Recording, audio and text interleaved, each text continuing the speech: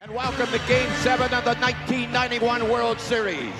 At this time, we would like to introduce to you the 1991 National League champion, Atlanta Braves. First, the non-starters, the coaches, the trainers, and the equipment men. Hi, Mom!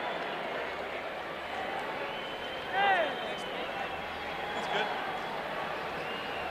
And now the manager, number 6, Bobby Cox.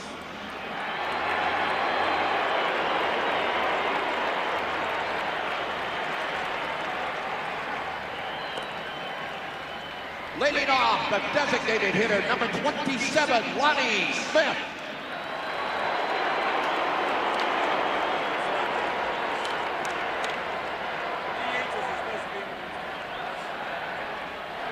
Batting second and playing third base, number 9, Terry Pendleton.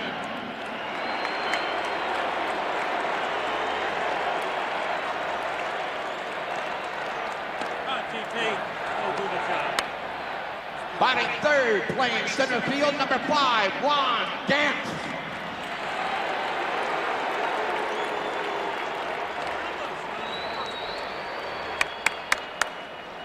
Batting fourth in right field, number 23, David Justice.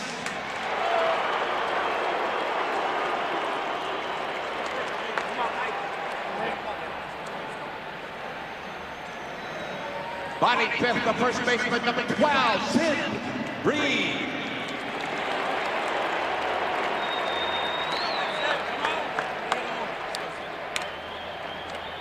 Batting sixth in left field, number 14, Brian Hunter.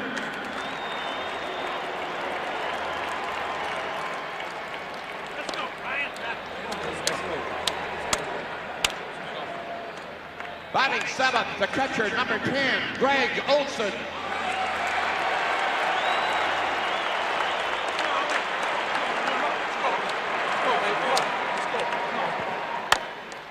Batting eighth, playing at second base, number 20, Mark Lemke.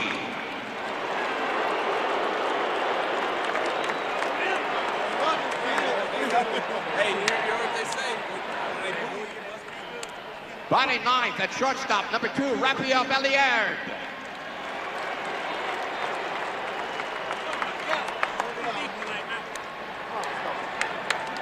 And in the bullpen, the starting pitcher for Atlanta, number 29, John Smoltz. And now, ladies and gentlemen, your 1991 American League champion, Minnesota Twins. First, the non-starters, coaches, trainers, and equipment men.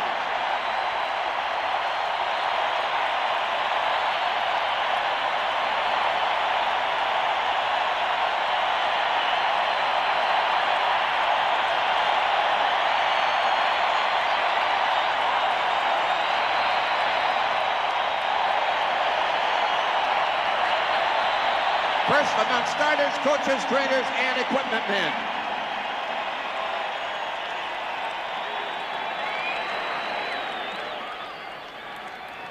And now the manager, number 10, Tom Kelly.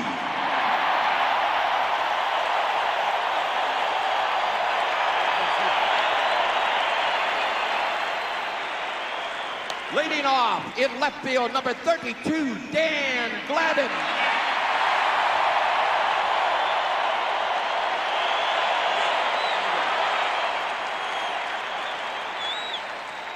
Batting second, the second baseman, Chuck Knobloch.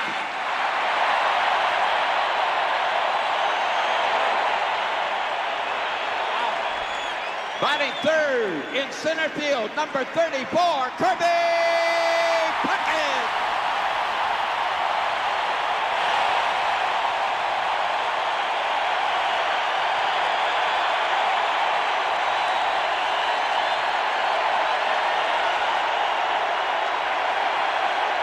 Batting fourth, the first baseman, number 14, Kent Herbeck.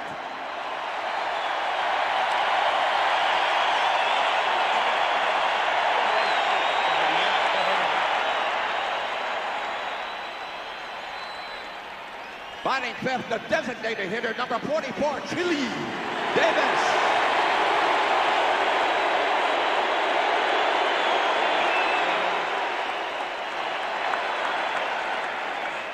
Batting sixth, the catcher, number 12, Brian Harper.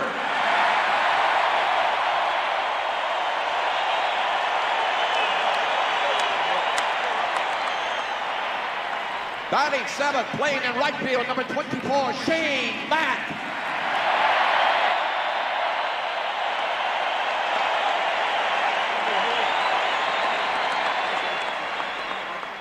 Batting eighth at third base, number 13, Mike Pagliarulo.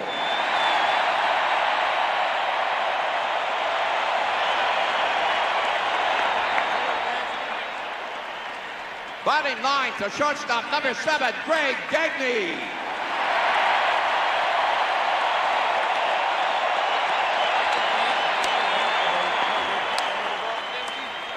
And in the bullpen, warming up for the Twins, number 47, Jack Morris.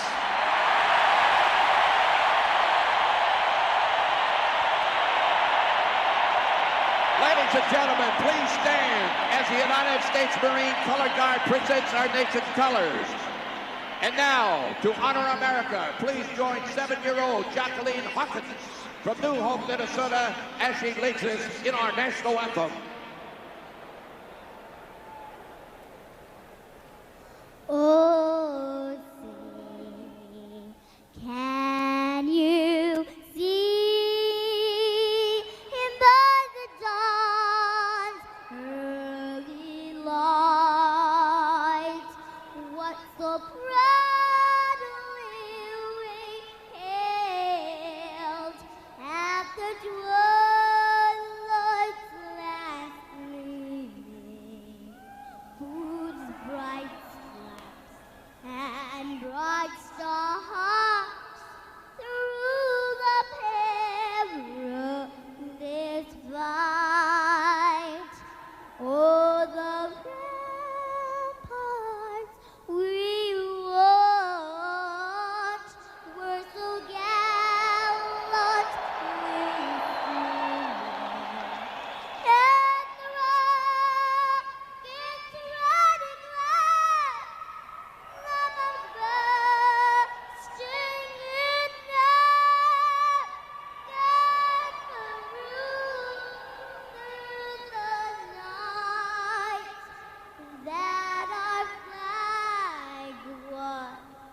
Still there, oh, say, and does that star-spangled midnight wave, oh, the land of the free and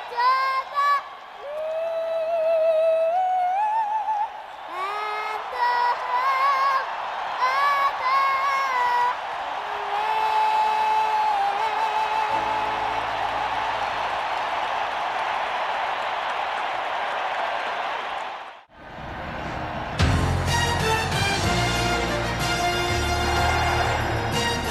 home of the Well, they're getting ready in the Metrodome, and get used to this scene because you'll no doubt, depending on the Twins do, see it all night long. You know, there is no game in baseball more important than Game 7 of the World Series, and no one knows that more than Jack Buck, who has called so many of them, and Tim McCarver, who batted folks 300 as his Cardinal teams won 2 out of 3 Game 7s. I think he even stole a base in one of those games. Gentlemen, have a good game. Let the goosebumps begin, Mr. Buck. Yeah, thank you, Pat. It's going to be terrific.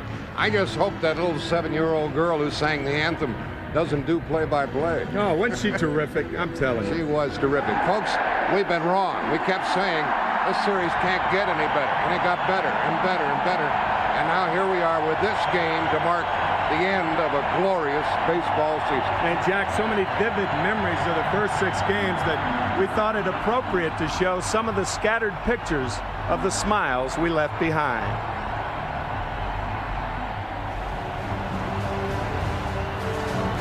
Game 1, Jack Morris, a gallant warrior returning home. Hats off.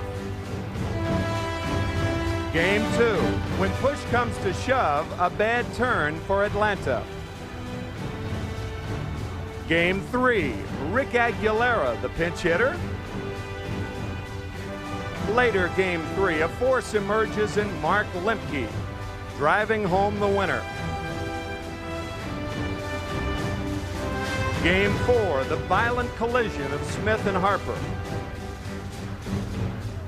To end Game 4, an arm's length and elbow's width, the subtle difference between out and safe. Game 5, it was David Justice putting Atlanta on top. And last night, Puckett's charge ignites the Twins.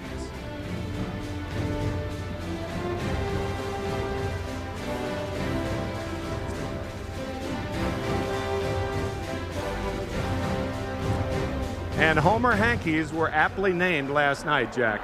And we just know that something will happen tonight to take its place with those pictures you just saw. We're close to game time. Let's join Jim Kaat. All right, thank you, Jack. Perfect pitching matchup. Can you believe this? Jack Morris and John Smoltz.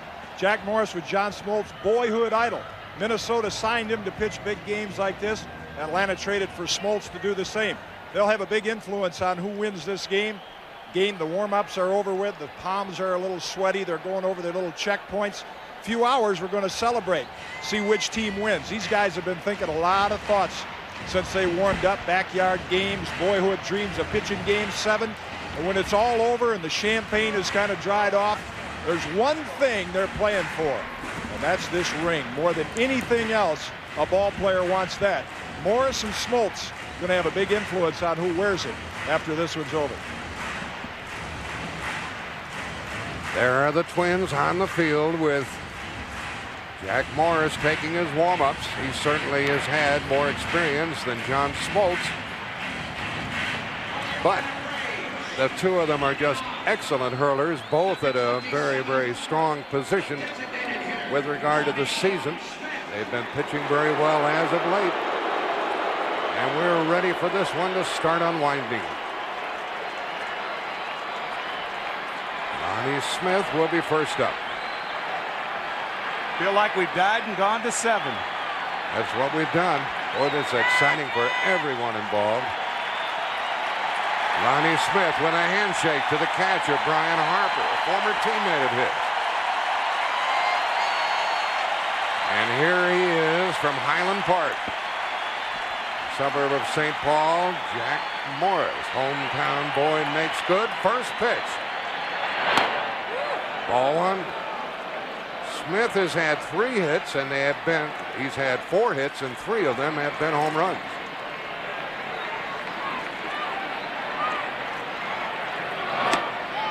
And ball 1 strike. Smith Pendleton again in the Atlanta first. I don't think I've ever seen a hitter shake hands with a catcher before the first pitch in any game. Like a heavyweight fight. It was an unusual occurrence.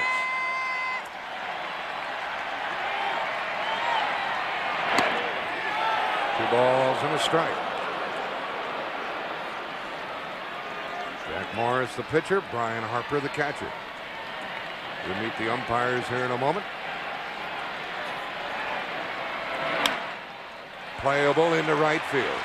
Shane Mack is there. And that's the way this one starts. Here are tonight's umpires. Don Denkinger will work the plate. Harry Wendelstedt, Drew Coble, Terry Tata, Rick Reed, and Ed Montague.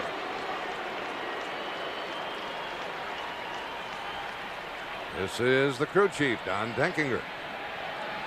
And he will be scrutinized here this evening.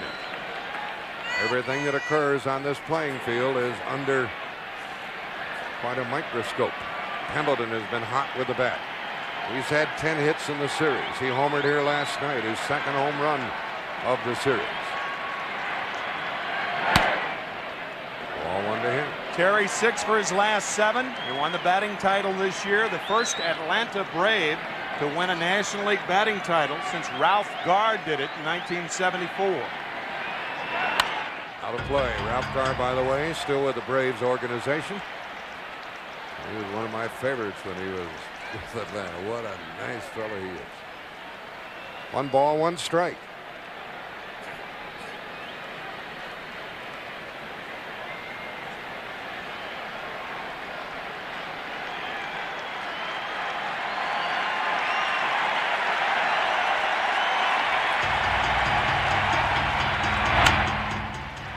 Easy for Herbeck. 2 out.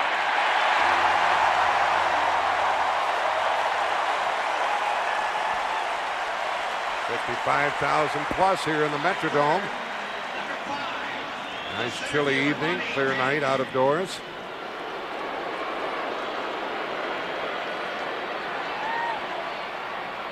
And Ron Gant stands between Jack Morris and a perfect first inning. Gant with no home runs in the series. He has 8 hits. He hits everything hard.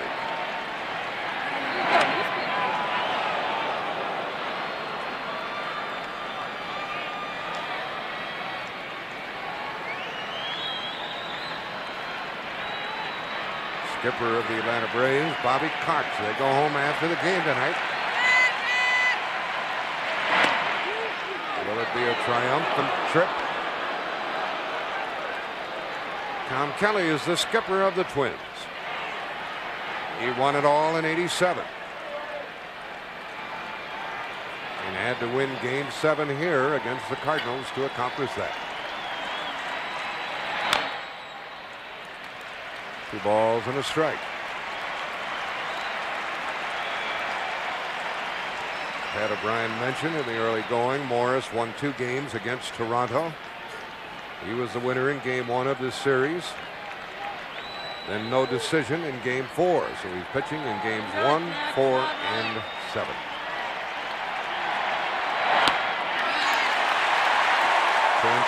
He can't be any more of a #1 guy. He started the first game of the season for the Twins. He pitched in the All-Star game. He pitched the first game of the American League Championship Series. And he pitched the first game of the World Series. He won all 4 of those games. And he is 6-1 in postseason play during his career.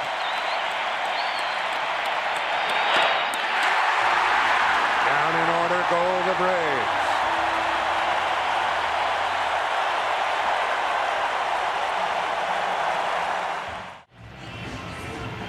Braves went down in order, no score in the first. Each team has won their home games. Minnesota won the first 2 here in the Metrodome. And the series traveled to Georgia, and Atlanta won all 3. Came back here, took a day off, and last night's exciting win went to the Twins. There's John Smoltz, a 14-game winner during the season, but 8-1 after the All-Star game. And he won 2 games against Pittsburgh, including the clincher. No decision in 1 World Series start. He has won all 3 of his postseason starts. And he won his last 8 starts in the regular season.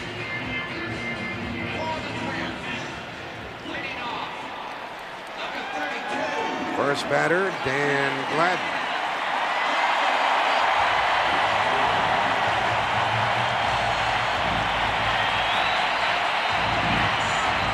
Announce those names before the PA announcer does, or you wouldn't hear a thing.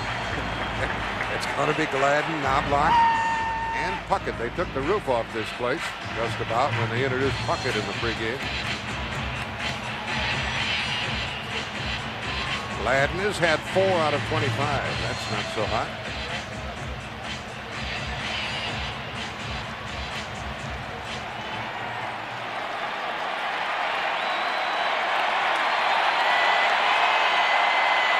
See how John Smoltz gets along.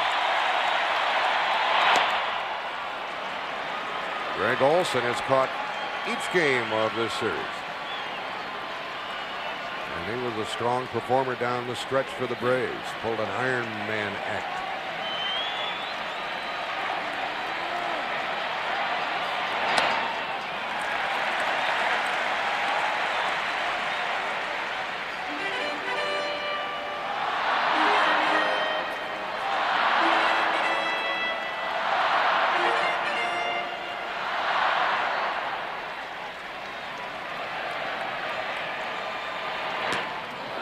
Is in the hole, 1 and 2.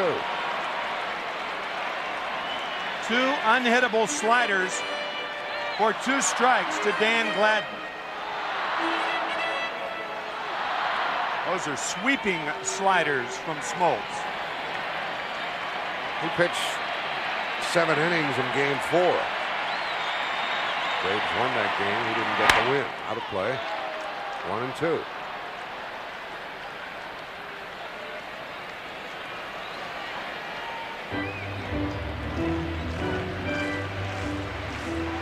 Had a remarkable sports season up here in the Minneapolis area. Now game 7 of the series to add to the luster. And Smoltz is off on the right foot with a strikeout. There have been 5 previous series in which the home team won each of the first 6 games. But in only one of those 5 series did the home team win game 7, and that was the last World Series here in Minnesota, won by the Twins against the Cardinals, game 7 in the Metrodome here. Batting is Chuck Knobloch.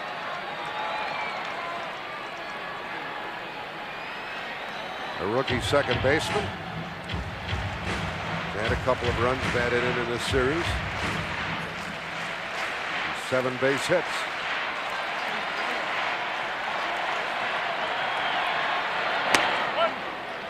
Smoltz pops one in there.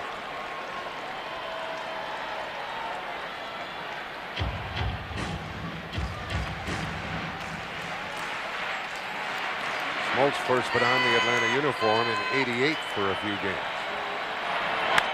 Popped him up for an apparent second out, and who wants it? Somebody better catch it.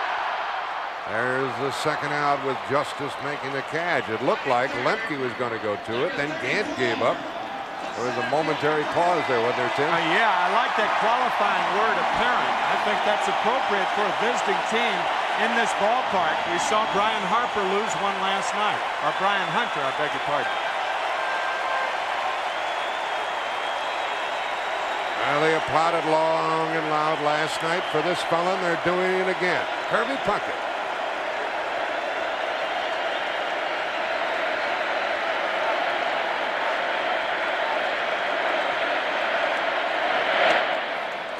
A flair for the dramatic.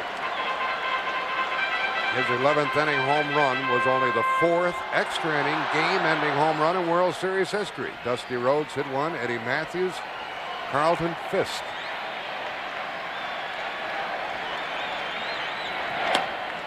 Strike 2 on Puckett. Dusty Rhodes against Bob Lemon back in 1954 when the Giants swept the Indians. Eddie Matthews of Milwaukee in the 1957 series off Bob Grimm. And then everybody knows about Carlton Fisk home run against Cincinnati in game 6 of '75. Back to John. No runners in the first.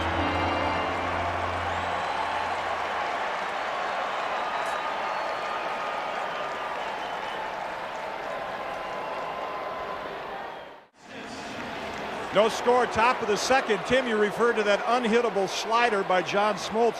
When you're all pumped up in a game like this, you get a little more fastball behind that slider, a little more velocity, a little less break, and I think that's what the Twins hitters saw a lot of in the bottom of that first inning. And he threw some nasty pitches indeed. Now it's Morris pitching to David Justice. Hit it hard, but right at Puckett, and it plays in front of him for a first base hit of game 7. Had to play deep with Justice up there, and David gets his 7th hit of the series. Well, we've talked about Kirby Puckett. If he has an Achilles heel, it is playing a little bit too deep. And I think he gets in the habit of doing that here at the Metrodome to try to cut down on gap base hits. But that ball normally is caught, but because Puckett was so deep, it falls in front. For Justice, it kind of makes up for the ball that just missed being a home run last night. And these Braves did hit into some tough luck. Here's Sid Bream. No runs batted in the series, and ball 1 to him. Tommy Lasorda referred to Jack Morris and how the hitters of the Atlanta Braves should either try to get ahead of Morris or hit early in the count. By doing that, you don't allow him to throw that split finger fastball. He usually throws it when he's ahead in the count. So if he throws that fastball over for a strike, you want to put that ball in play instead of trying to hit the splitter. He throws that about as hard as he does his fastball. Brian Harper gets some help from the dugout. Justice is a threat to run.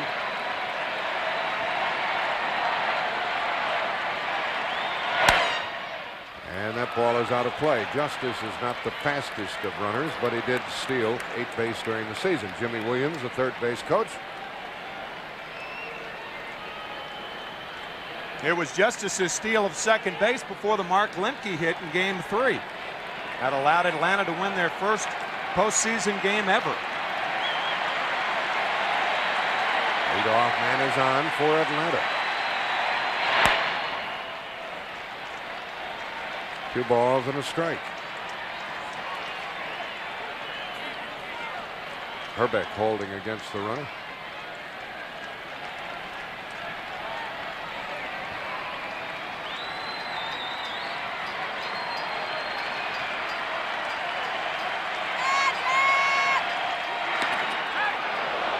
Got to be rather close. Combination of Jack Morris and Brian Harper, a good combination on which to run. 15 wild pitches led the American League, and Jack Morris had no pickoffs on the season. Almost had one there. Justice has shortened his lead. There he goes. And the runner will advance as Knobloch couldn't get it out of the glove immediately and had to go to first base for the first out of the inning. I think Dave Justice pulling an Edwin Moses. He looked like a high hurdler going over that ball, and I think that upset the rhythm of Chuck Knobloch.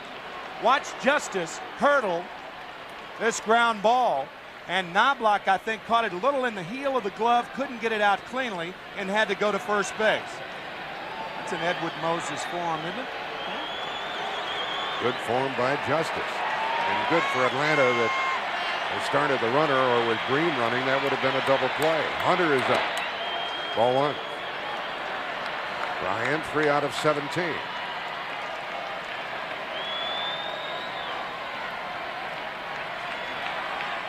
There's a rookie playing in the 7th game of the World Series. And another rookie at the plate.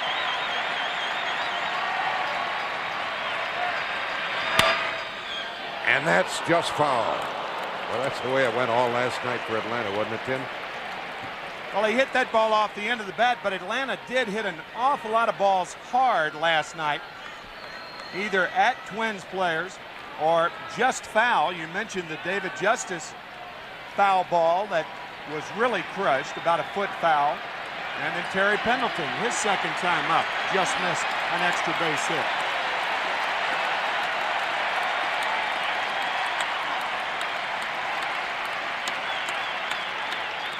Single by Justice, infield out. Hunter and then Olsen will have a crack at putting the Braves on top in the 2nd. And some folks have made the trip up from Georgia to root for their club.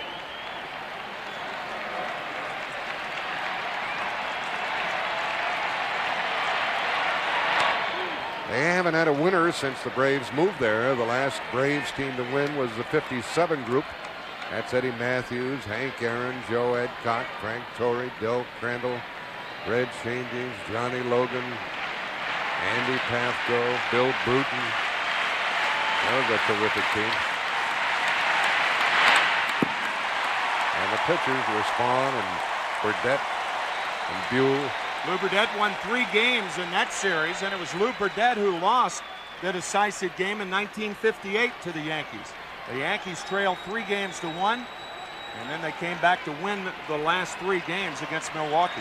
That's when the Braves were in Milwaukee. 2-2 to the batter.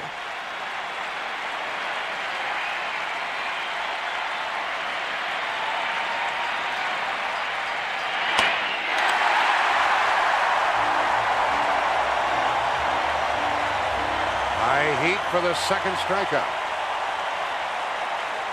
Morris just blows this high fastball right by Ryan Hunter. See Hunter under it. That's the 2nd out of the inning, and it's up to Greg Olson.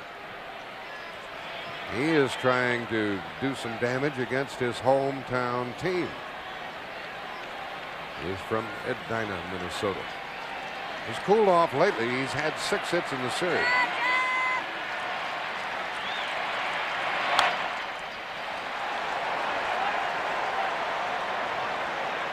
You would think after the World Series that Greg Olson would just drive home and stay, right? Wrong. He will take the plane back with the Braves and drive home. He left his car down in Atlanta, so he won't get here until Thursday or so. If he wins the series, he'll be able to buy a new car. That's right. Popped him up. Second baseman under it. Braves lead 1. No score after an inning and a half. Now, when there's a lot of tension, no score here in the bottom of the second inning, there's a lot of tension and numbness in the joints, a lot of pressure on the players. Close-up look at Tommy Glavine. It's just twisting the joints, trying to get them loose.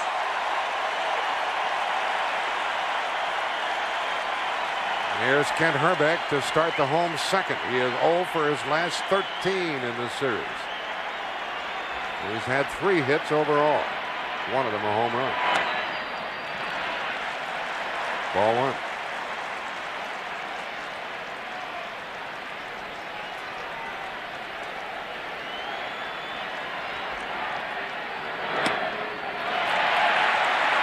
It'll be Herbeck, and then Philly Davis, and then Brian Harper.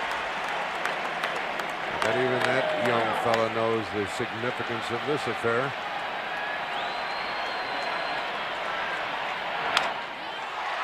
Into short right, and Justice has it.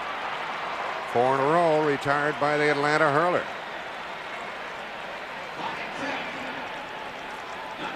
Strange things happen in World Series back in 1924, Game 7, a 12-inning game. And who was in the game? Walter Johnson. He entered the game in relief in the top of the 9th inning, and the Washington Senators won in the bottom of the 12th, 4-3 over the Giants. Tommy Lasorda talking about using everybody. Well, there's a pretty good example. It's been going on for a lot of years. Including Glavine, whom you saw a moment ago. He could be used for a hitter or 2, Bobby Cox told us. Here's Davis. Chile has had 3 hits. 2 of them home runs. He's the designated hitter.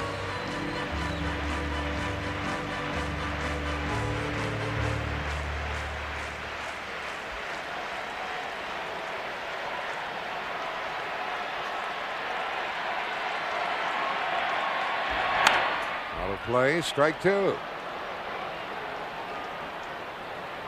Happy to see that John Smoltz, as young as he is not letting this situation bother him. Only 23 years old, he came to the Atlanta Braves for Doyle Alexander from Detroit. Signed with Detroit in 1985, and after 2 lackluster minor league seasons, he has really blossomed for Atlanta. 1-2 to Davis. Said 23, he's 24 years old. He started this season 23. Part of the young Atlanta Braves pitching staff.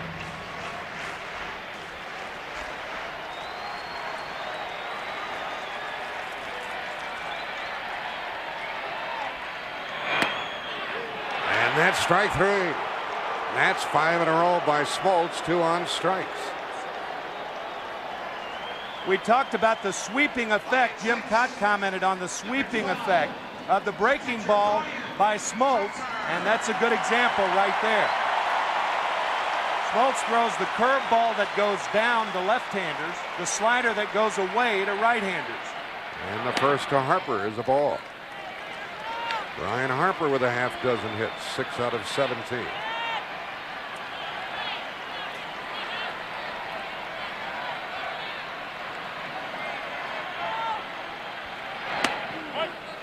And 1.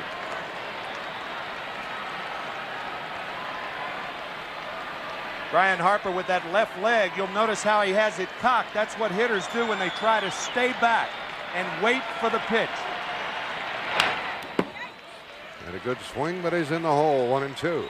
By waiting for the pitch, you're not lunging. The 2 elements of successful hitting is to wait and have quick hands. And that's what they say. Wait, wait, wait, and then hit the ball in front of the plate. If you can do those two things, then you're a hitter.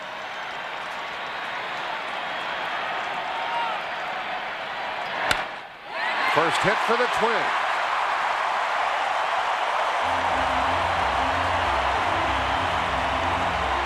He's a good two-strike hitter, Tim. Yeah, he's a contact batter. Struck out only 22 times this year. We have seen him time and time again do well with 2 strikes, and that a good pitch by Smoltz, but better hitting by Harper.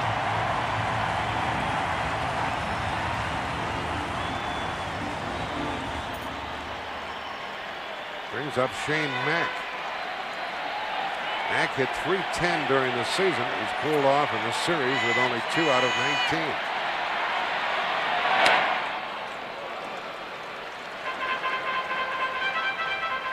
And the Atlanta pitcher continues to get ahead of the batters.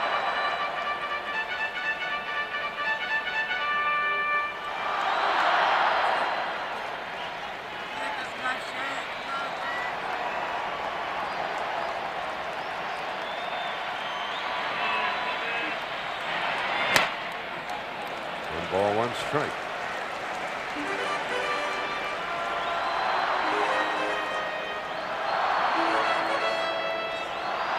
Ron Gardenhire is the third base coach.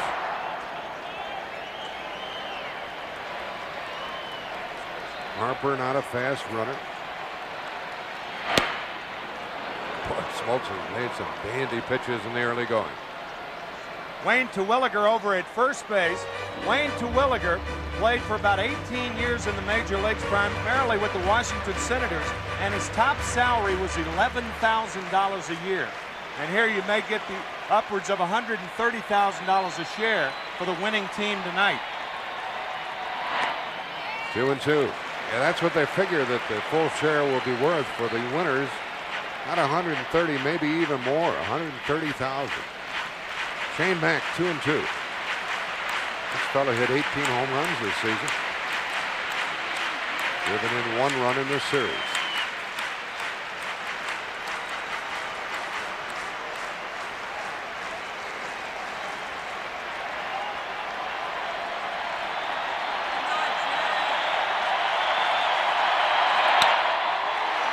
Up the middle, and Harper will stop. So 2 hits by the hitters, each with a 2-strike count.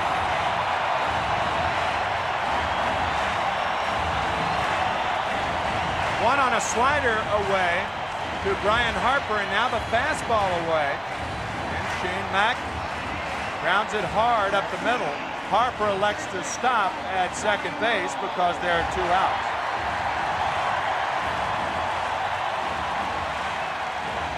Two on, 2 out. For Mike Pagliarulo.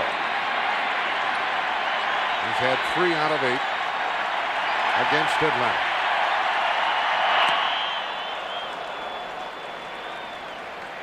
Last time these 2 guys faced each other, Pagliarulo hit a solo home run in Atlanta. And in that sequence of pitches, John Smoltz had thrown 3 successful curveballs, 2 for strikes. And then Pagliarulo hit the fastball on the inside, so he starts him out tonight with a breaking ball. And comes inside to make it 1-1, 2 on, 2 out. Brian Harper is at second. He's singled, and Shane Mack at first. That game Tim was referring to, Pagliarulo was 3 for 3 against John Smoltz.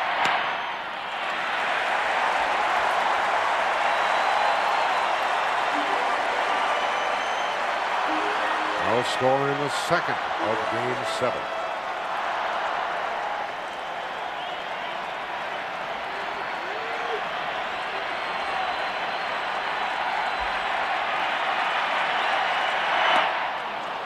Another breaking ball, 2-2. 2 on, 2 out, 2 balls, 2 strikes, second inning.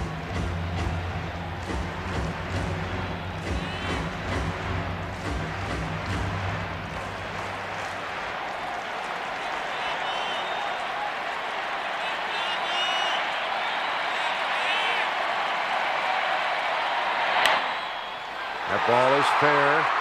Green to Smoltz, and we have a scoreless 2 innings as the Twins strand 2.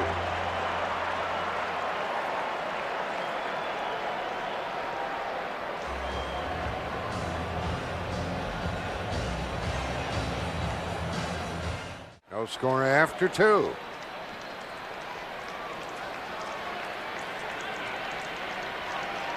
Greg Olson working on his swing with his shin guards on in the dugout. You do a lot of strange things in the 7th game of the World Series. Lemke, that's right. Talk about tension. You can look around the stands and see the owners of each of these clubs, the executives as well as the players. Nobody can sit still. 2 quick ones on Mark, who has had 9 hits.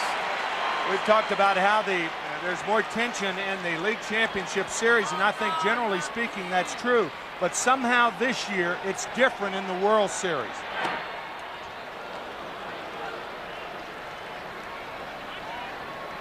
John Schuerholz, the general manager of the Atlanta Braves, his first year. Got to be thinking, what can I do to improve this year? Into left field and foul. It stays 1-2. Schuerholz over from Kansas City certainly made some shrewd moves. They turned out well for the Braves. Picked up some free agents such as Terry Pendleton, who led the league in batting. Sid Breen, Rafael Belliard. He finished off the picture for the Braves.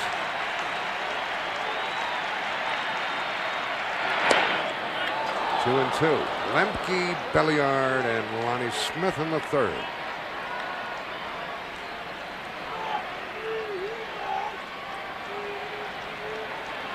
Morris is 3-0 in World Series starts and 6-1 in postseason play.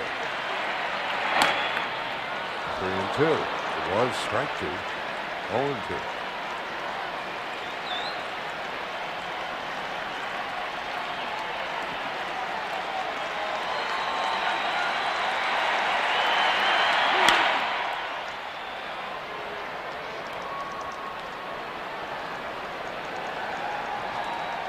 Mark Lemke with 3 triples in this series, and he had 2 in 1 game. Biggest names, I guess, most recently, Bobby Richardson of the Yankees, Tommy Davis of the Dodgers. To the second baseman, Knobloch.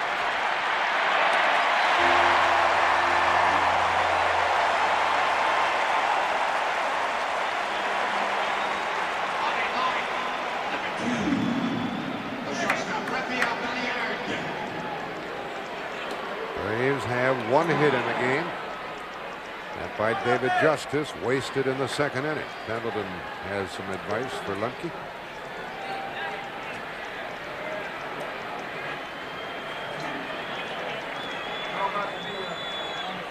Belliard is up.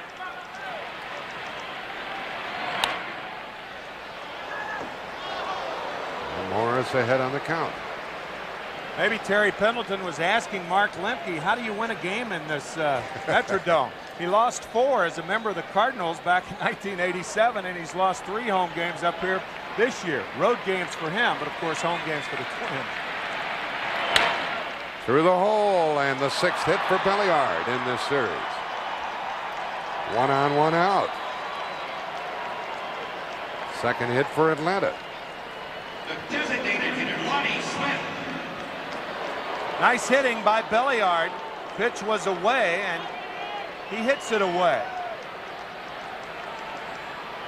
I think Chuck Knobloch will learn after a while that diving on that carpet is not good policy. You can do that on dirt and get away with it, but if you do that over a period of years, that's tough on the body.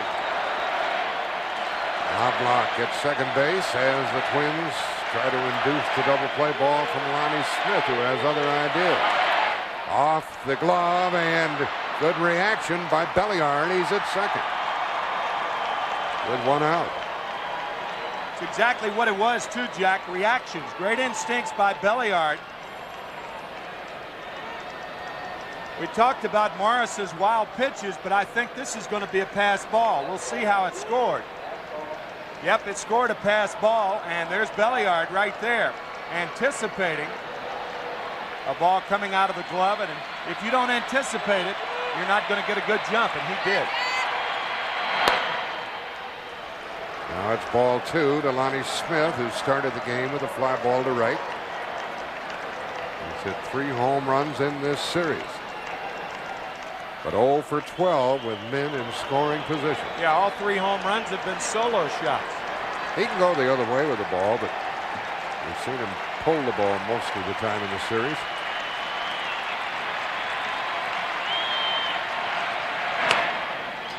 That's ball 3. 55,000 plus here at the Metrodome in the Twin Cities. No score, top of the 3rd. Runner at second, 1 out. Game 7. It's all over when the curtain comes down on this one.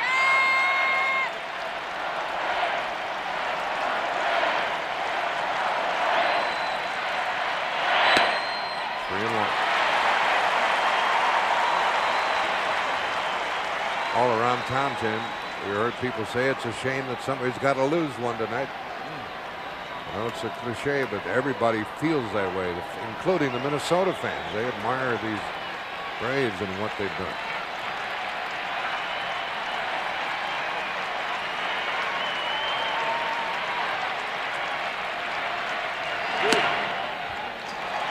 Lonnie Smith joins Rafael Belliard on base. Well, how do you win a game here in the Metrodome? Pendleton wants to know. Well, you do something with men on base. Belliard at second, Lonnie Smith at first. Pendleton grounded out to first his first time, and he has driven in 3 runs in the series. Has 2 homers. Has 10 hits.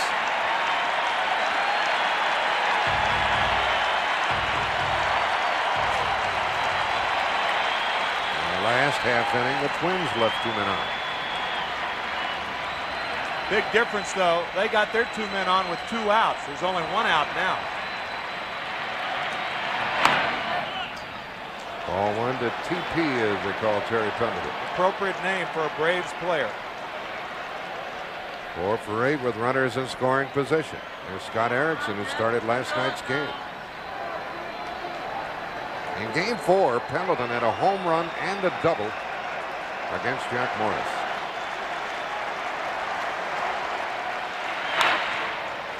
One ball, 1 strike.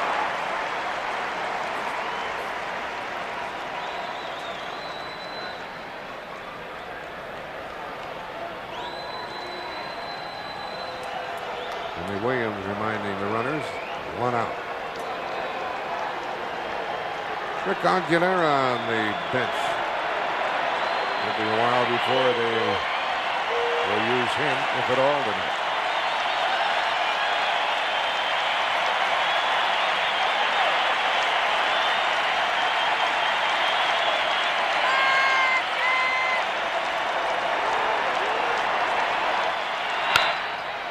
One ball, 2 strikes. And Pendleton's had some good swings.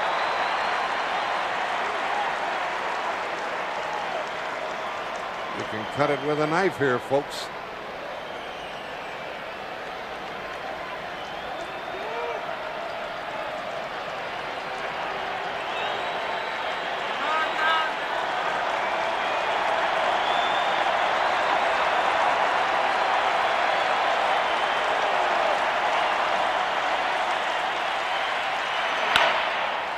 Into short left field. Gladden cruises to it. 2 out.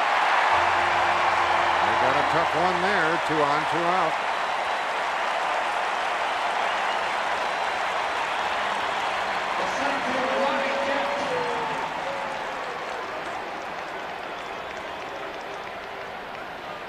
Ron Gant comes up. Harper went out to talk to his hurler. And sooner or later, if the Braves are going to have good results, this fellow is going to have to pop one. Gant struck out his first time.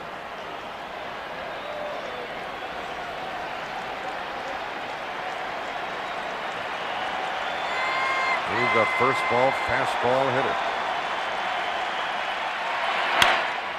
And a shortstop. Force out, and Atlanta leads 2. They've left 3. We'll return to the Metrodome after this message and a word from your local station.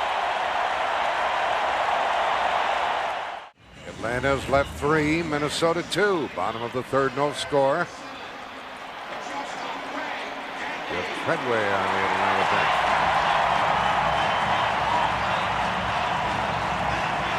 Greg Gagne leads it off. He's batting in the number 9 spot. Has a home run among his 4 hits. Big 3-run home run in game number 1. Keith Mitchell and Nick Asaski. Nick has been on the disabled list for 2 years with the Atlanta Braves with vertigo. Smoltz gets ahead on the outside edge.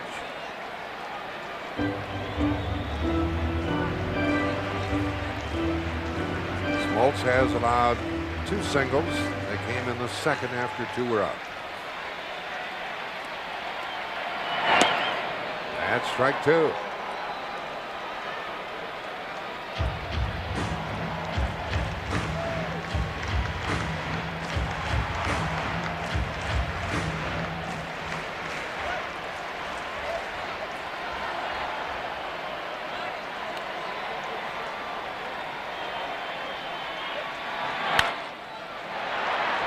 Scoops.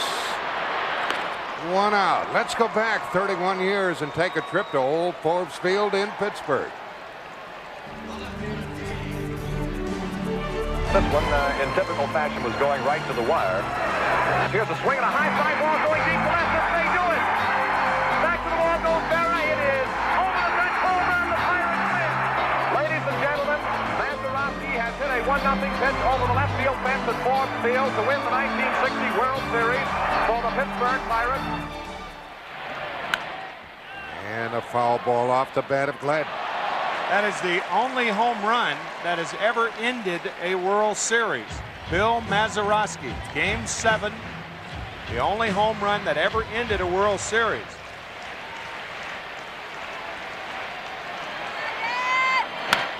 Out of play, strike 2 to Gladden. We've had some games here that ended abruptly, haven't we? Yeah, Tim? this has been a rather unique World Series in which the winning run was driven in on the final pitch in 3 different games. That's the first time it's ever been done. Lemke drove in Justice in game 3. And then a Willard sacrifice fly plated Lemke in game 4. And then last night, Kirby Puckett with an 11th inning home run.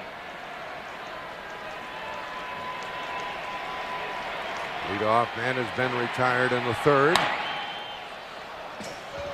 Gladden hacking away, and it stays 1-2.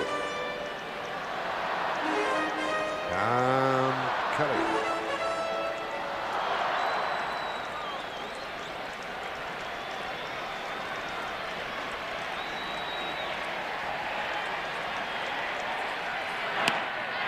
Did he? Nope, says the first base umpire, Harry Wendelstedt. 2-2.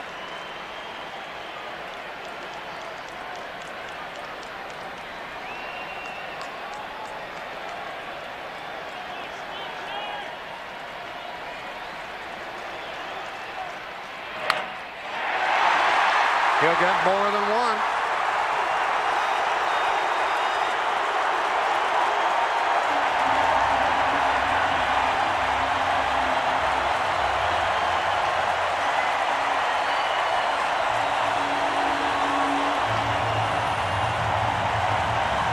Remember the first at bat for Gladden, a lot of sliders away. Smoltz gets ahead of Gladden and tries to come back with a slider, and he hangs it in the middle of the plate, and Gladden does the rest. He narrowly averted the strikeout on the half swing. Came back with a 1-out double. Knobloch, and then Puckett will have a chance to put the Twins on top in the 3rd. Knobloch fly to right his first time.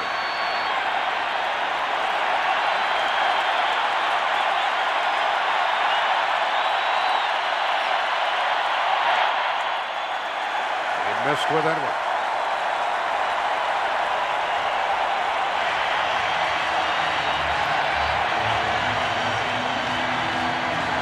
has driven in 2 runs in this 91 series.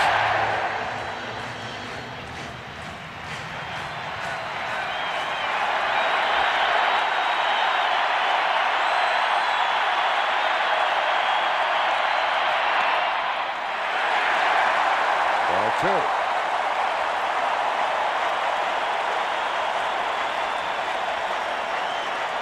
Gladden's double was only his 5th hit of the series, but it comes at a time when it puts pressure on the Braves.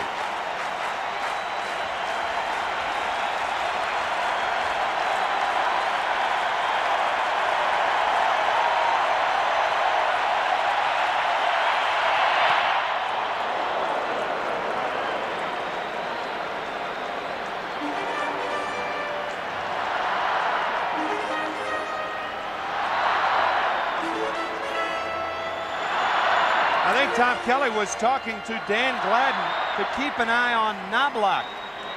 Either that or increase your lead at second base. With 1 out, it's a good time to try to steal third. We'll see. He's able to get a big lead. 2-2. This is the Metrodome in Minneapolis, the home of the Twins, and it's game 7 of the series. We're in the bottom of the 3rd.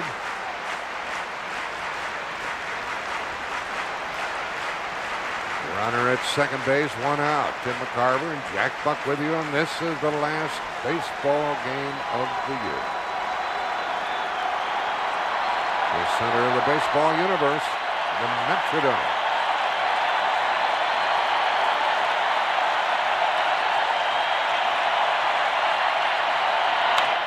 Into right field.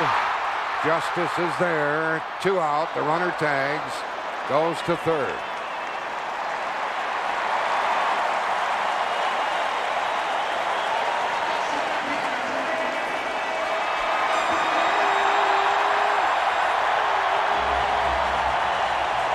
This may seem like a harmless out, but it does push Gladden to third base. And the one thing to keep in mind, we talked about the wild pitches of Jack Morris. John Smoltz had 20 wild pitches during the season. That's the most by any pitcher in the major leagues. So being at third base with 2 outs is much more important with a guy like Smoltz out there than it would normally be.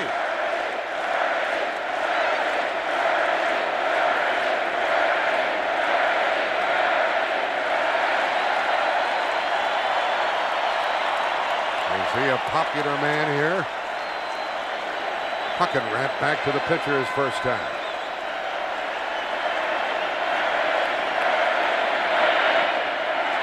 There's that pitch in the dirt that Tim was talking about. Ball 2. With a guy like Puckett up there, you're not going to give him anything too good to hit. You're going to try to make your breaking balls break a little more. That means there's a chance of it being in the dirt, and there's going to be a little more ride on the fastball. I don't think that they'll give in to Puckett by throwing a fastball here.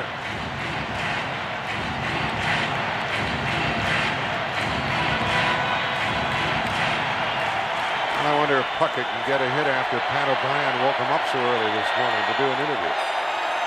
Runner at third, 2 out.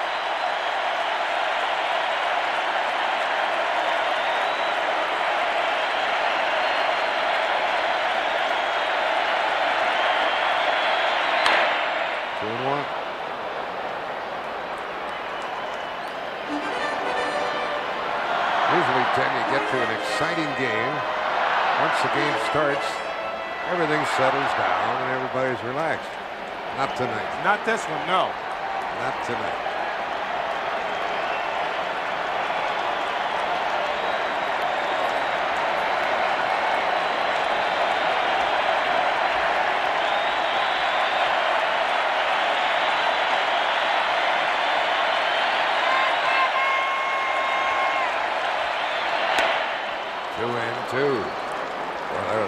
Excellent pitch by Smoltz. Smoltz has just blown the last 2 fastballs right by Kirby Puckett.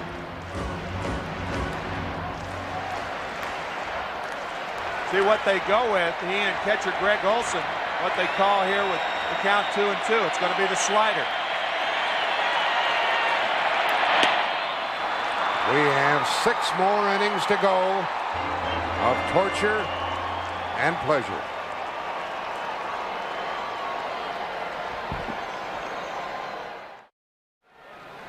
And Morris ready to pitch to David Justice.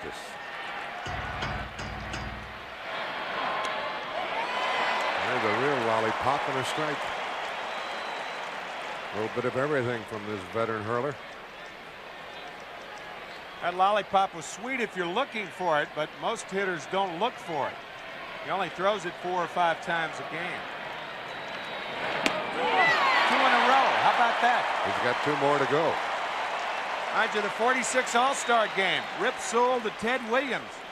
The result was a lot different as Williams hit his second home run. You could see all 4 fingers choking the ball. That's a palm ball from Morris. This one misses, although Harper thought they had a strikeout, and so did Jack Morris. Morris is really howling about that last one. Here's that second pitch right there. Look how Morris chokes that changeup. And hitters, if they do swing at it, they have a tendency to swing at the arm motion. That's how he got ahead of Justice, but that 0-2 pitch was close. And he gets him out.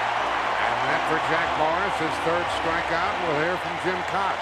Well, from field level, watching some of those close pitches and the facial reactions from both Jack Morris and John Smoltz, it's pretty evident.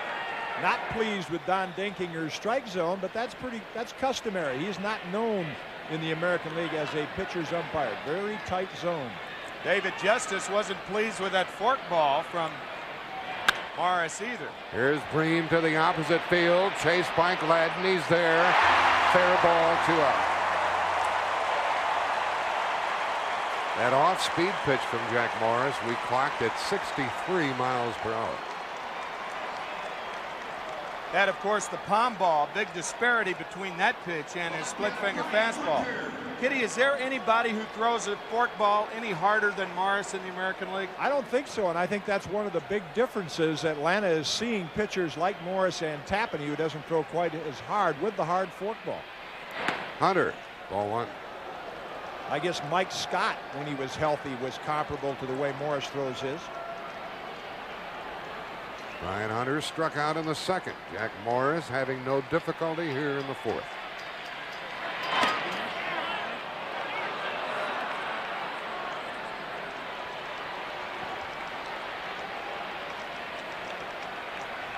Rays have had 2 hits and a walk. Hits by Justice and Belliard, a walk to Lonnie Smith. Well hit into the gap, and Gladden can't catch it. And a 2-out double for Brian Hunter. Hunter gets his 4th hit of the series.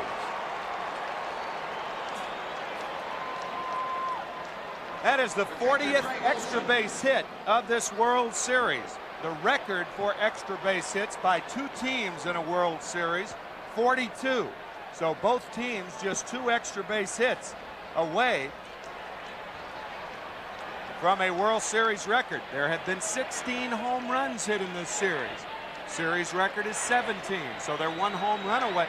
And when you think about it, Jack, you don't think about the last 6 games as that much offense involved. Well, they've been spread 8 home runs for each team. 2 extra inning games, I guess, added to that too. Greg Olson could put Atlanta on top here in the 4th. He needs a 2-out hit.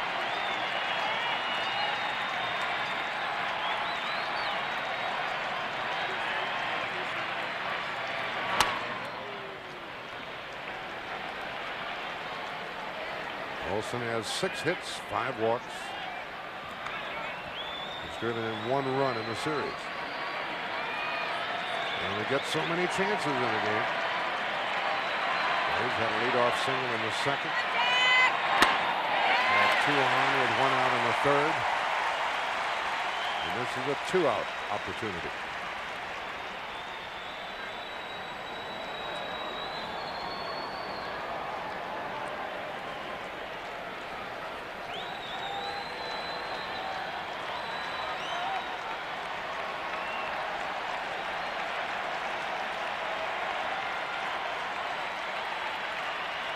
Different signs with that runner at second.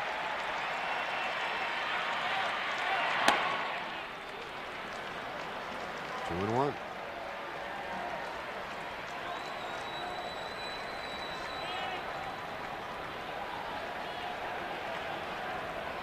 Mark Lemke will bat next. Either here in the fourth or leading off in the fifth.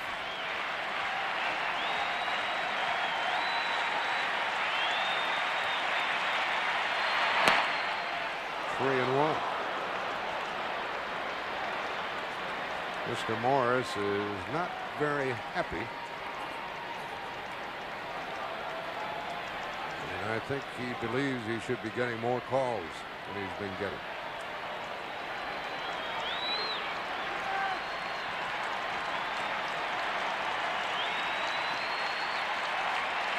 Brian Harper trying to calm him down.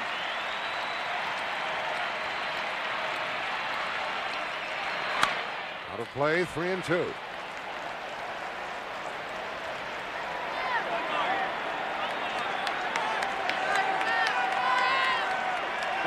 Got her glove. Yeah, she's ready. Sure. Madam Leather, she was ready.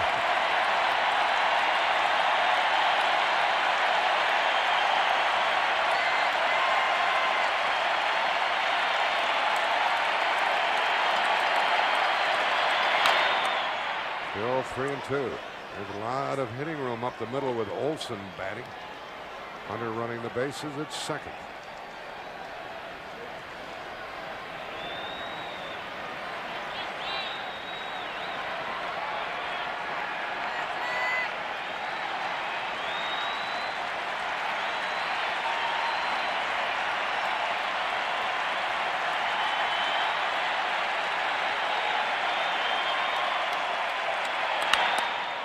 That ball is caught by Mack. A well-hit ball by Olson.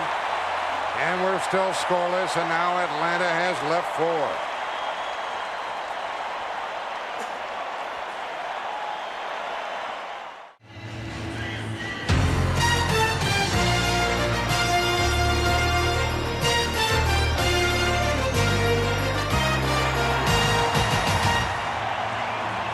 Home half of the fourth. 3-0 for each club.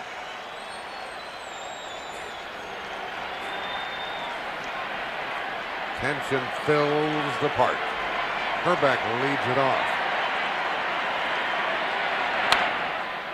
Out of play, strike 1 to Kent, who flied to right his first time and is 3 out of 24 and 0 for his last 14.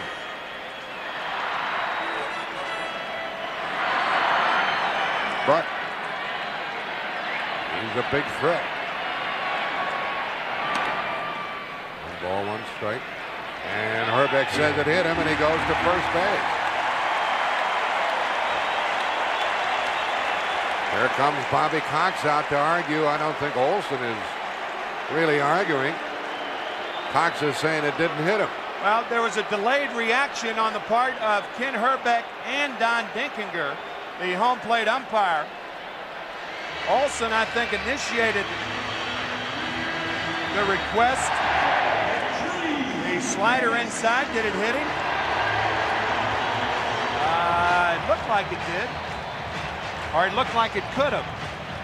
Watch the delayed reaction on the part of Herbeck. Now Dinkinger is looking down. Now Dinkinger ought to call that right away and not be enticed to call it after Herbeck calls his attention to it.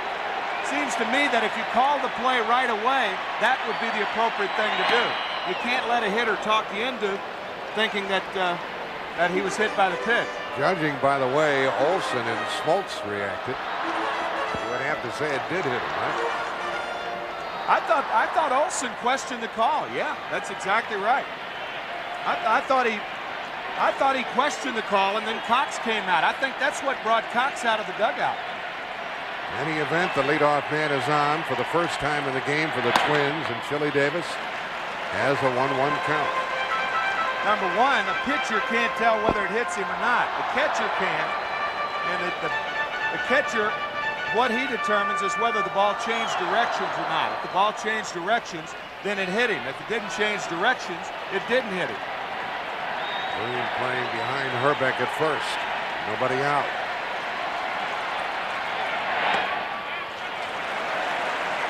Two balls and a strike.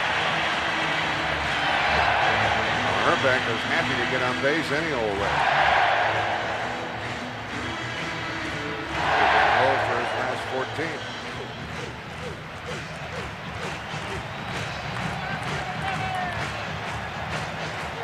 Twins have left 3. They have their leadoff man here on base in the 4th.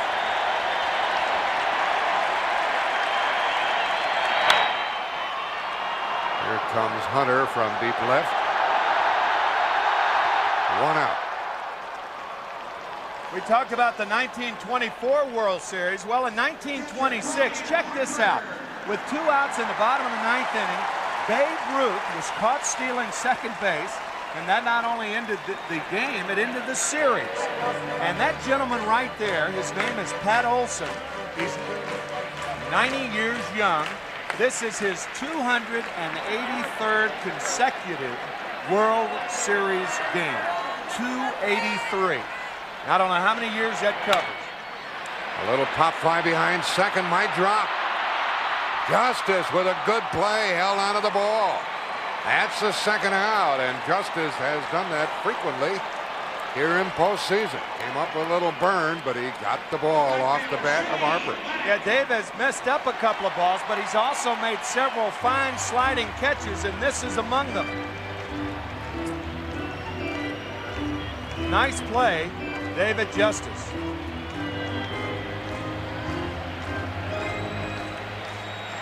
Now there are 2 out with Herbeck still at first.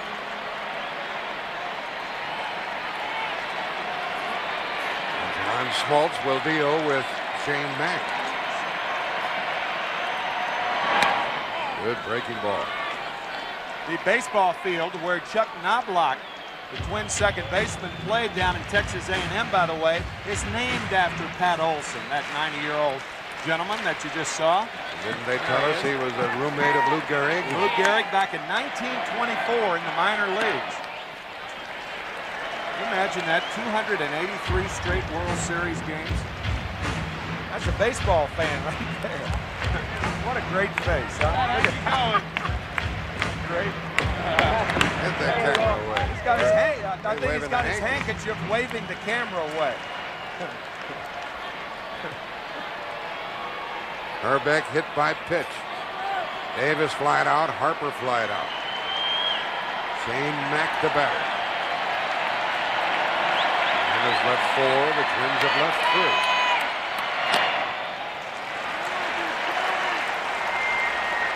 2-1 the count.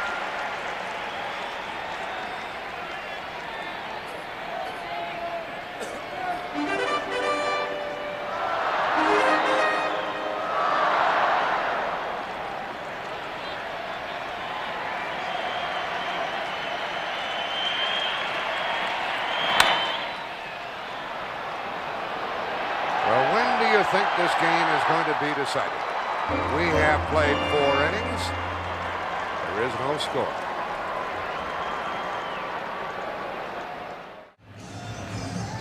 It couldn't be any more even. No score after 4. 3 hits each club. No errors in the game. Each team has left 4. Each team has won 3 games of this 91 series. Each team has won 3 games at home in this series. This is the final baseball game of the year. Jack Morris, Mark Lemke. Ball 1, we're underway. Lemke grounded out his first time.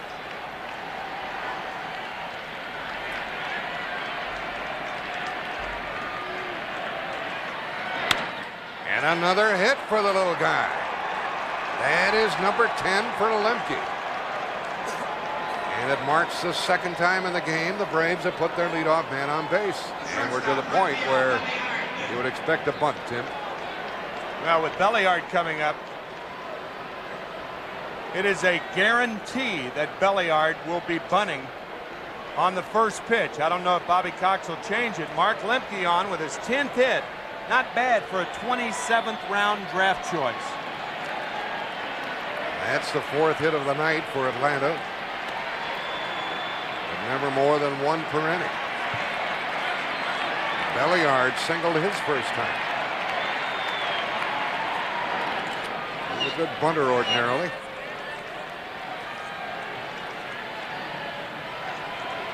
Herbeck holding against the runner.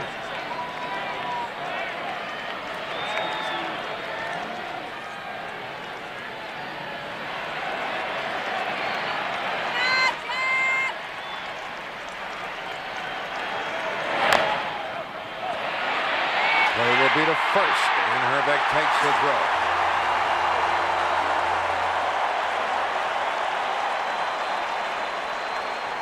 There are a lot of ways to sacrifice successfully. On the artificial surface, one of the best ways is just to bunt the ball into the ground. Look at the high hop that Harper has to contend with, and that's enough to get Lemke to second base. That ball looked like it was off home plate. Good bunt by Belliard. Now the Braves want something from their leadoff hitter with Lemke at second and one out. Lonnie Smith is flying to right and he's walked.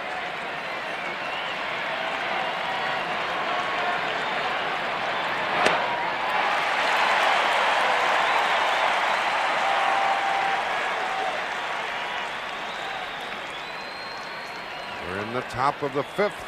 No score. Terry Pendleton on deck. But the man of the moment for the Braves is Lonnie Smith. And he bunts. And the play by Pagliarulo, safe. First and third, one out.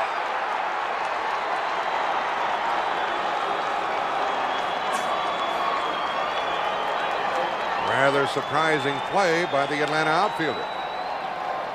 Well, if you do this with a runner at second base who was just bunted over, it's got to work 100 out of 100 times. And had that throw been on the money, Lonnie would have been out. Ken Herbeck tried to make it work. The ball into the home plate side. Pagliarulo, a fine play. Lonnie Smith, a bunt base hit.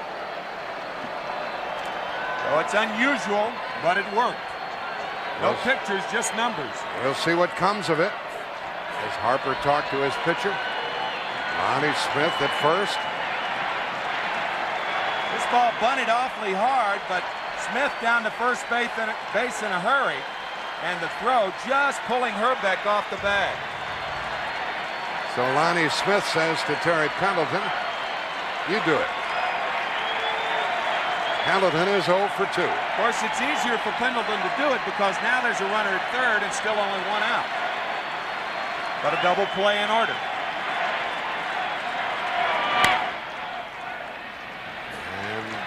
Strike one, foul ball to Pat Corellis. Lemke started all of this consternation with a base hit. He was bunted down to second, advanced on the bunt single by Lonnie Smith. So if you're the infielders now, if you're the middle infielders, you say if the ball's hit sharply to me, we try for two. If you're on the corners, first or third, a ball hit sharply to me, I go for two. If it's not hit hard, I come home with the ball. Those are the thoughts in the infielders' minds right now.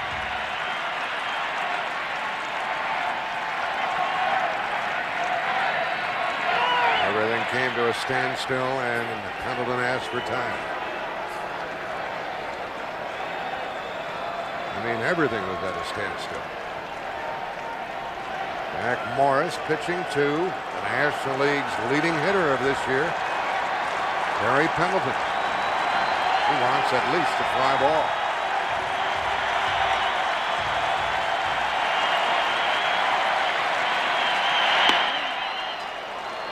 One ball, one strike.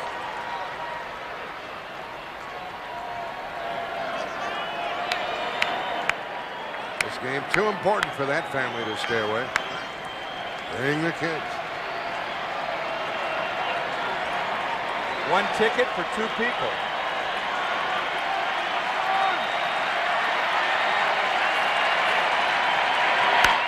Popped him up for the second out.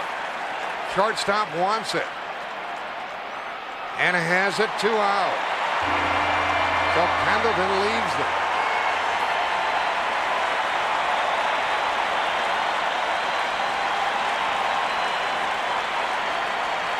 The split finger popped up. Watch Greg Gagne with that right hand. Once that hand goes up, a lot of times you can't hear the infielder, but you can certainly see him. And Greg Gagne makes the play. So Gladden stayed away, and there are 2 on, 2 out.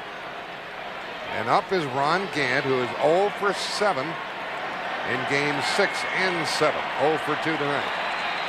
I said it the last time he batted. If the Braves are going to win, sooner or later, Ron's going to have to do something.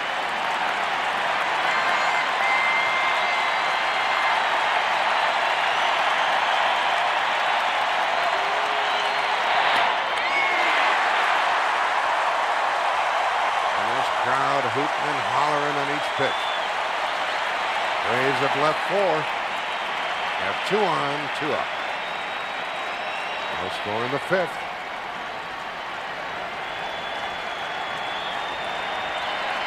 Lemke and Smith run the bases.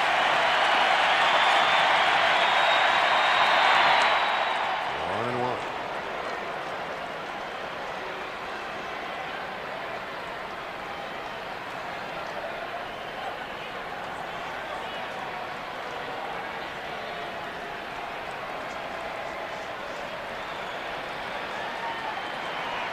Lonnie Smith is somewhat of a threat to run in a spot like this. Well, with Gant the batter, I think they're going to give Gant a chance to drive the run home. I don't think Smith's going to run unless Gant gets 2 strikes on him, 1 and 2.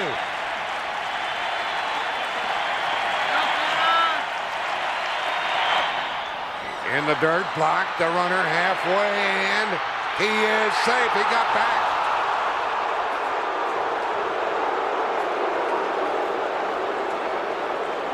Pagliarulo tried to block him off the bag. That's a legal play. You're not supposed to do it without the ball, but if the ball's close to you, most umpires will give it to you. You can see Harper, the ball rolling out in front of home plate. Harper stays at home. Morris picks it up, and the throw back to third. Watch Pagliarulo. He tried to block him off. He thought he had him, but Lemke back just in time. Boy, that was close. It was really close. Very close. Pagliarulo thought he had him.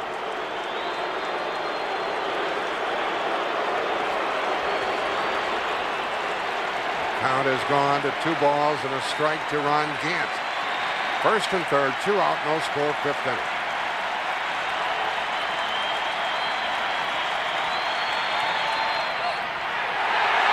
That was close.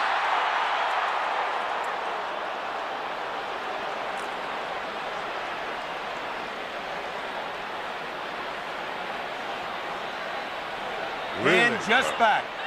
Really close. Looked like the tag was high by Herbeck.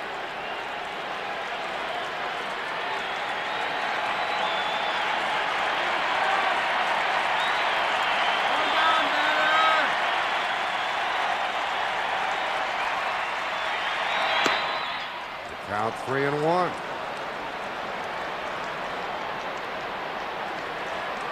One more look at Mike Pagliarulo, the third baseman. Lemke halfway, and he tries to get back. Look at the right knee of Pagliarulo. He drops down, but Lemke is clearly back in there. Good call.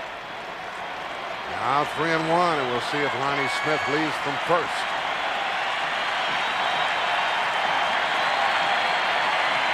Not going. And a foul makes it 3-2. This fella hasn't hit a home run since Game 3 of the National League Championship Series. The inside of Ron Gant's cap, it says, I will, I can, I am. That's his philosophy applied to baseball.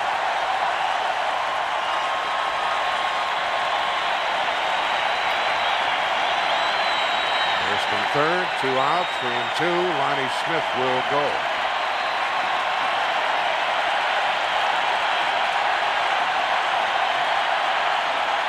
Still a hold against him, and they might try a pickoff play. Runner going. Strike.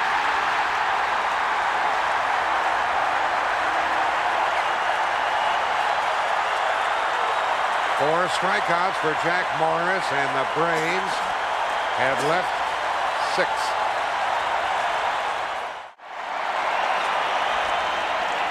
Jack Morris has blanked Atlanta for 5 innings on 5 hits. And John Smoltz goes back to work to pitch to the number 8 and 9 hitters. Now Urillo hitting 8th. He grounded out his first time to Sid Breen. Hits it deep into center. Gant back at the track. He's there, and he made the catch. Well, here's everybody's good friend Ernie Harwell with his World Series fondest memory. Favorite World Series moment was 1968 in St. Louis, 7th game of the World Series. The Tigers had come from behind, tied the series at 3 games apiece. Lolich and Gibson were tied up in a brilliant pitching duel, 0-0. Got to the 7th inning, the Tigers got 2 men on. Jim Northrup hits a fly ball to center field. Turns out to be a 3-base hit. The Tigers go ahead and win the World Championship of 1968. Ball 1 to Greg Gagne. At the conclusion of this game, folks, Ernie Harwell will deliver our epilogue. And if I may implore you, don't go away when this game is over. We'll have all the post-game activities after a winner has been determined. And the final footage of the night, believe me, is worth your staying around. So please, please don't turn it off. There's a strike to Gagne, 1-1. Earlier in that 1968 series, Bob Gibson set the record for most strikeouts in a game in a World Series with 17. In that game, Curt Flood was stuck in the mud on that ball hit by Northrup. And that's why he didn't get a good jump. And the Tigers went on to win that game 4-1. And Tim McCarver was a part of that, as he was in 64 and 67. So he knows the tension riding this one. We're in the bottom of the 5th. The leadoff man run down. And Gagne, who grounded to third his first time, is up with 1 out.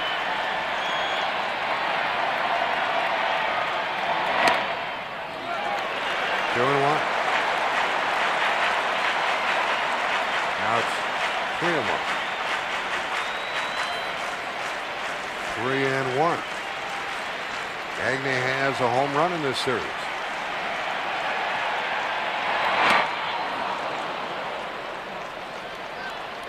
And it's 3-2. Smoltz has hit 1. Allowed 3 hits. Walked none. Struck out 3.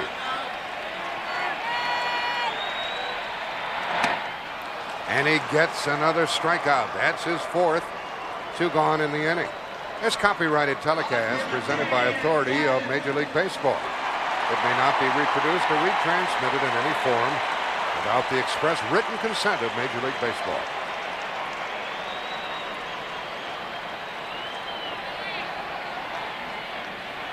Dan Gladden struck out and hit a 1-out double in the 3rd. Up the middle. Nothing doing. His 2nd hit. And the 4th of the night for the Twins.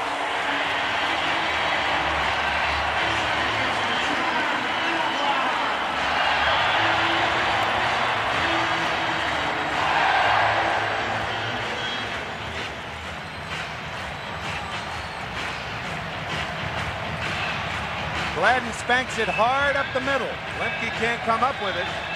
And one would think with 2 outs now that Gladden is going to be off. You don't know which pitch, but he'll probably wait until Smoltz is behind in the count. And that way, the chance of a pitch out is much less. It certainly feels like a running situation.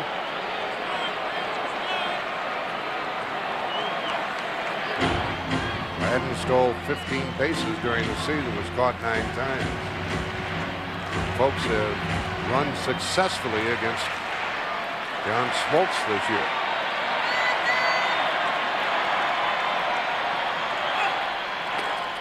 Now block waits as another throw goes to first. 2 outs, singled here in the Minnesota 5th. Notice how John Smoltz comes set with his arms away from his body. He doesn't bring his hands in. When you do that, you have to do that every time. See the arms away from the body? Into center field for Kaat. Now we have played 5 scoreless innings, and we'll return to the Hubert H. Humphrey Metrodome after this message and a word from your local station.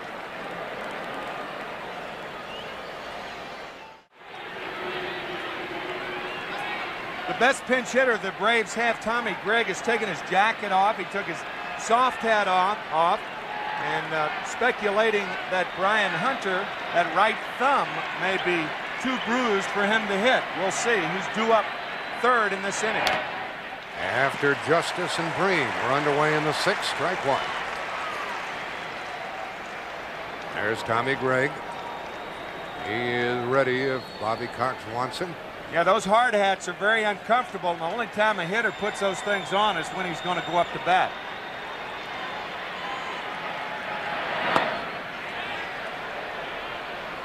One ball, one strike. Justice singled leading off in the 2nd. Then he struck out.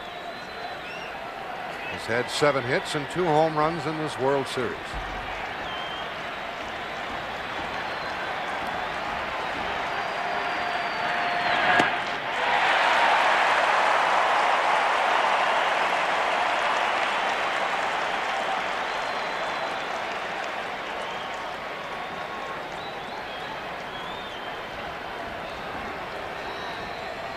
Leadoff hitter in the 6th. Justice in the hole. Hits it to Herbeck. To the pitcher.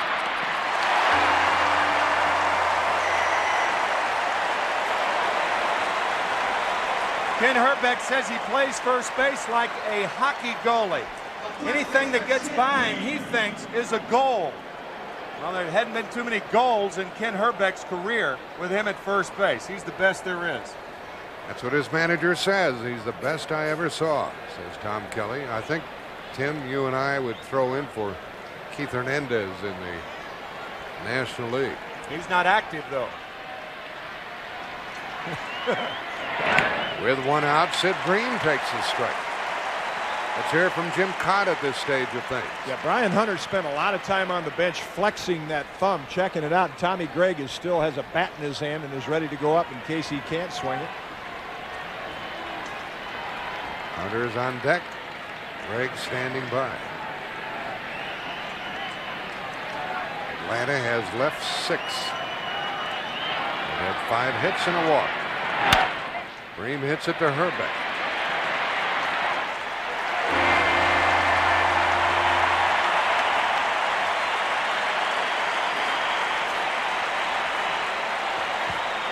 Bream 0 for 3.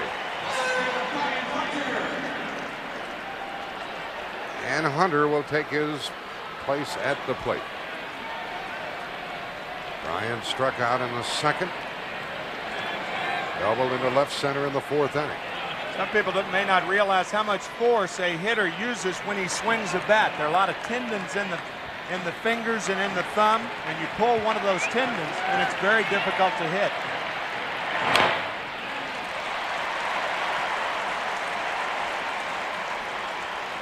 So Tommy Gregg relaxes.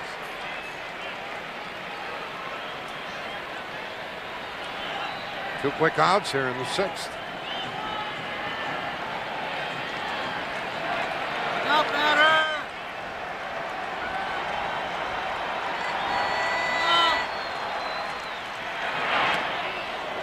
That floater dipped low, 1-1. The big guys will come up for Minnesota in the bottom of this 6th inning. They've stranded 5.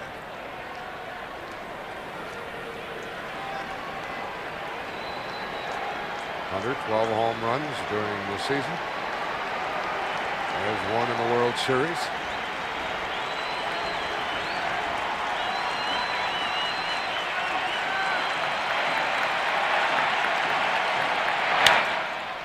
Into center field, Puckett coming. He's there. And the Braves have gone 6 innings without scoring a run. Puckett will lead it off.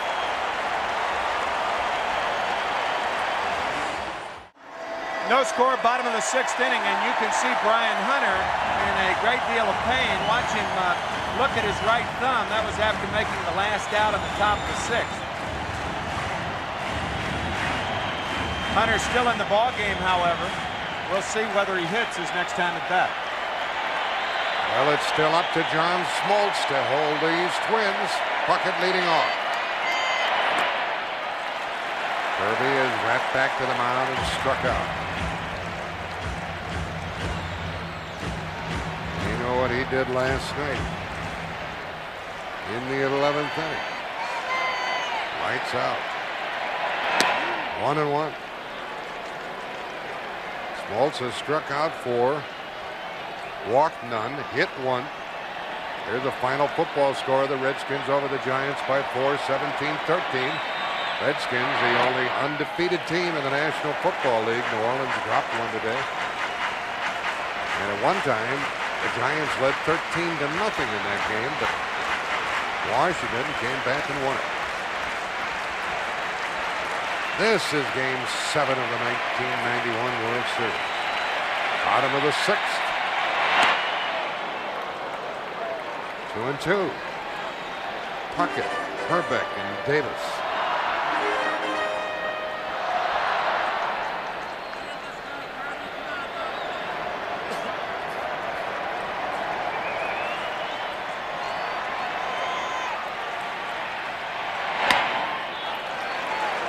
Count.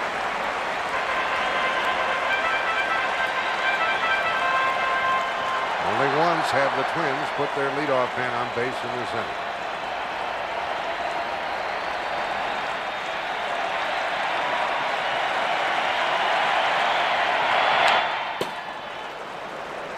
There was a power confrontation there.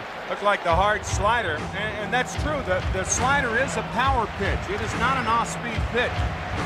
Most pitchers throw it almost as hard as the fastball. So when you talk about off-speed pitches, you usually don't include the slider.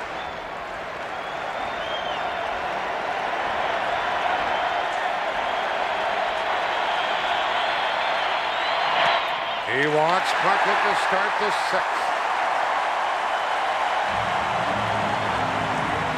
That's the first walk by the Atlanta hurler.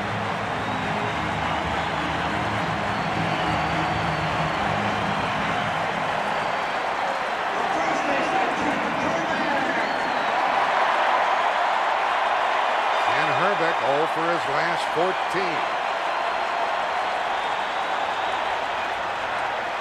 He's a big threat in this friendly park.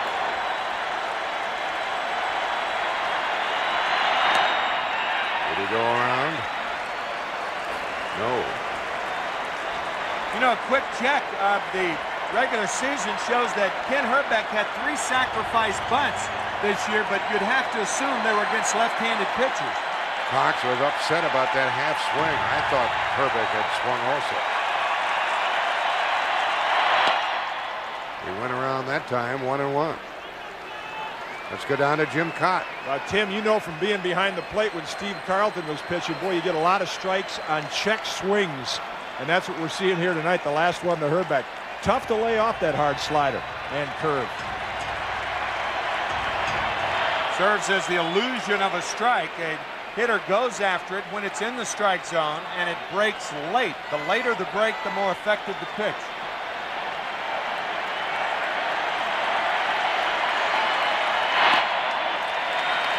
Two balls and a strike.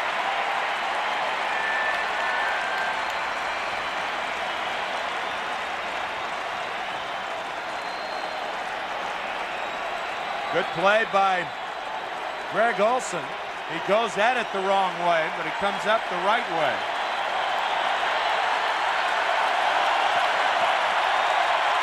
Puckett at first, nobody out. 2-2 to Herbeck.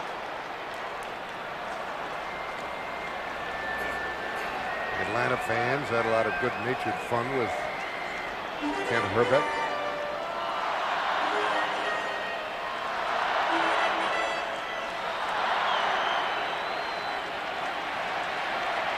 Leadoff walk in this inning.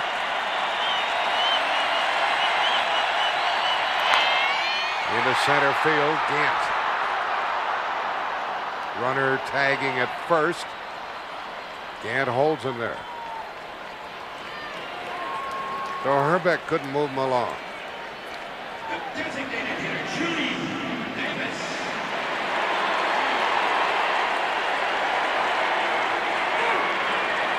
Herbeck has picked the wrong time of year to go south. Very poor in postseason play against Toronto and the Atlanta Braves. Up now is Chili Davis. He has struck out, flied out, 1 on, 1 out.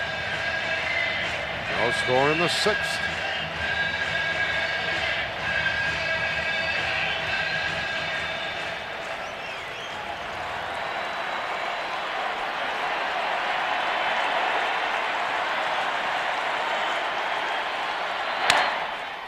To Bream, throws to second, gets one, and gets the return. Folks, this game is going to be decided late, isn't it?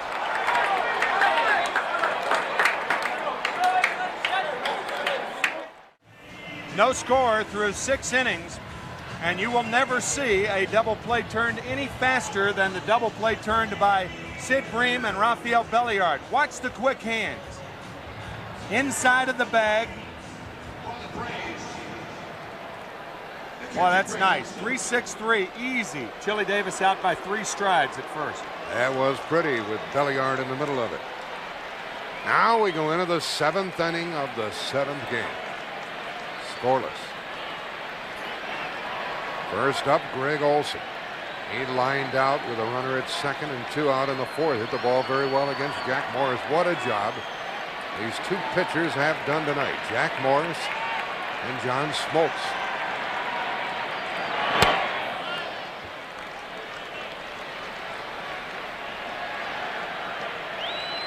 Brian Hunter, the left fielder of the Braves, icing that right thumb down. 1-1 to Olson. By the way, this is the 32nd 7th game in World Series history.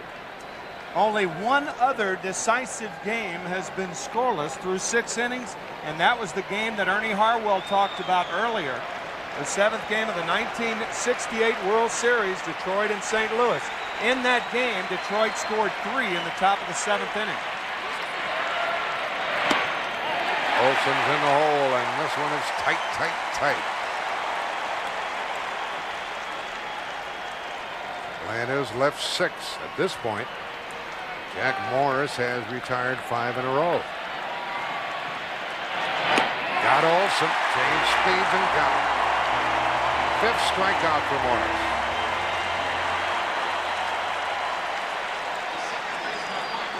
It's hard to be a hero. If you're a hitter tonight. These guys are throwing some buzz balls up there. Morris with the fastball, the high fastball, the splitter, an occasional slider. Lemke into center field, and Puckett waits. 2 out, 7 in a row by Morris. Let's hear from Jim Kaat. Yeah, Jack and Tim, I find this fascinating, just watching Smoltz and Morris duel. Can you imagine what it was like for John Smoltz as a kid? He's 12 years younger than Jack Morris, playing in the backyard, being a Tiger fan, and Morris was his hero. You always dream about what it's like, you know, to play in a situation like this, and now you're watching a guy do it in real life. It's unbelievable. There's John Smoltz, and unless Belliard does something, Smoltz will go back to the mound in the bottom of the 7th, scoreless. Ball 1. Belliard, a hit and a sacrifice.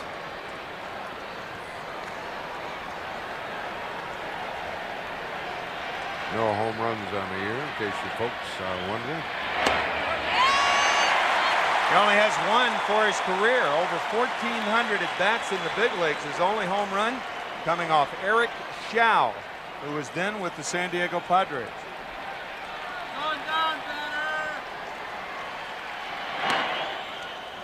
2-1.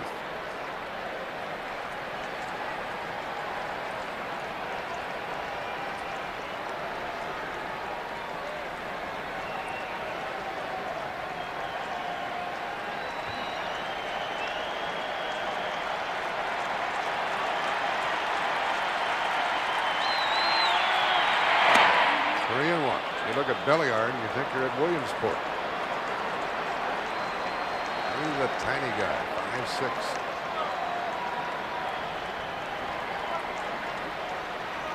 Look at his strike zone when he crouches. Tough to pitch to. He thought he had walked. 3-2.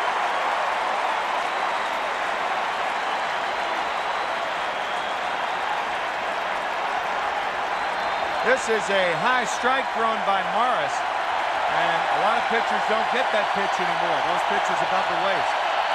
And then he got it. 6 strikeouts for Morris. He's retired 8 in a row. Middle of the 7th inning, 7th game, no score.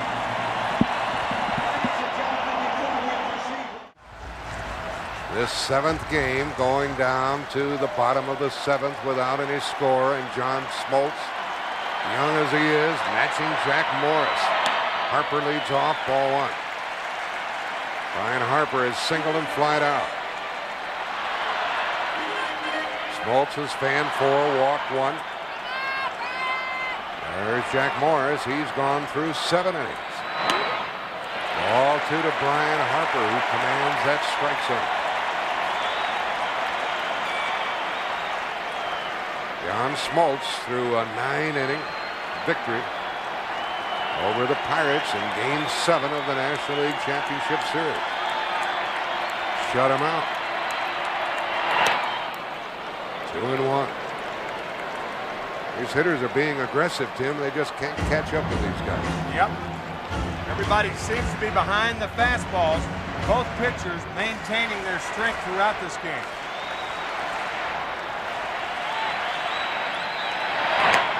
2-2 to Brian Harper.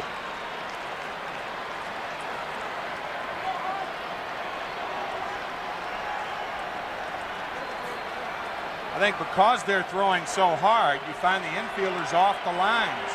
There you see Terry Pendleton. It's an indication of how hard he's throwing. And he was in the right spot.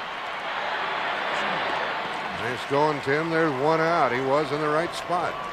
Well, when you're throwing that hard, then your infielders have a tendency to play toward the middle of the field. That's why Pendleton was off the line at third base. Smoltz and Morris maintaining that power throughout.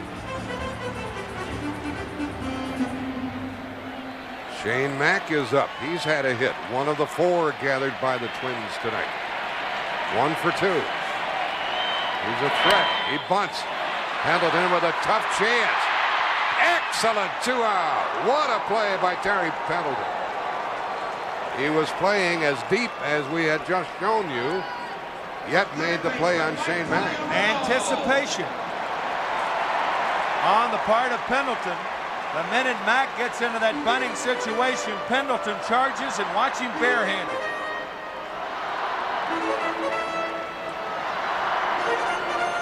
Terrific play by Pendleton. And 2 outs in the home 7th.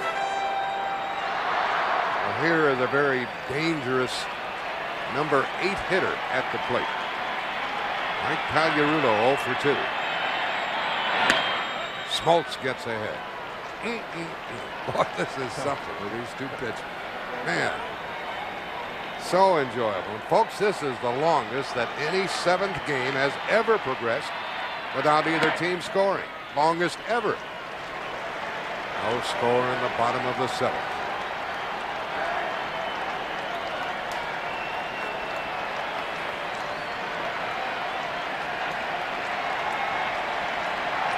There's the line score. All pitching. That miss for ball 2.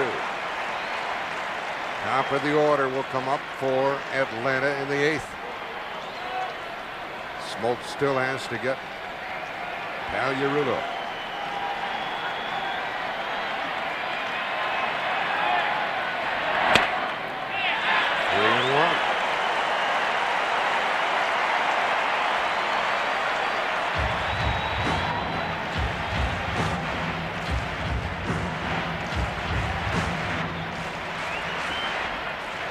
Kaat unhappy with the umpire.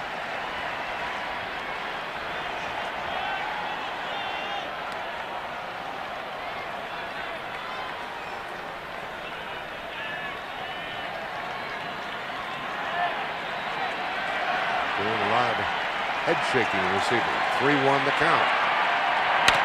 To Pendleton again. He threw out the side. We're going into the 8th inning. Isn't this something? 7th inning. 7th game. No score.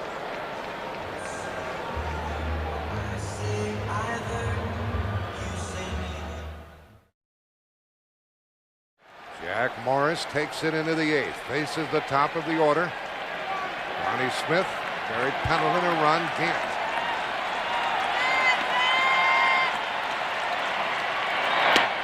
Ball 1. Smith is flied out, walked and singled. That was a bunt single in the 5th with a runner at second, 1 out. It did not pay off. That's going to drop. I think it does. And that's the second hit of the night for Lonnie. On base for the 3rd time. Half swing got him a base hit. The third baseman, Terry Pendleton. Now what do you do with Pendleton, Tim? Well, there are a lot of ways you can go. You can bunt, you can hit and run, or you can play it straight up. If Pendleton doesn't move the runner along, you can steal with Lonnie Smith. Pendleton is 0 for 3 tonight. Had been hot coming into the game. Shut down by Jack Morris. Ball 1. Pendleton sacrificed 7 times this year. See, the reason that Bobby Cox isn't bunting here, I think, is that the matchup Morris against Pendleton is better for the Braves and Bobby Cox than the matchup of Gant and Morris. So why would you bunt your better matchup player to get to a guy who is not as good as Pendleton as far as average is concerned? Power, yes, but not average. This is the 3rd time in the game Atlanta's put their leadoff man on base. You've got the hole open on the right side with Herbeck holding the runner on at first base. Tom Kelly pointing to his head. We'll see if Harper does the same thing. I think that's the sign to throw over to first base. Pendleton took a strike. That's 1 and 1. He didn't like the call. Well, whenever Kelly goes to his head, then Brian Harper, you saw him go to his head. And that's the sign for the pitcher to either throw to first base or to use the slide step. We've been seeing that too often during this series to try to figure it out. So Jack Morris using the slide step there. Lead off single by Lonnie Smith.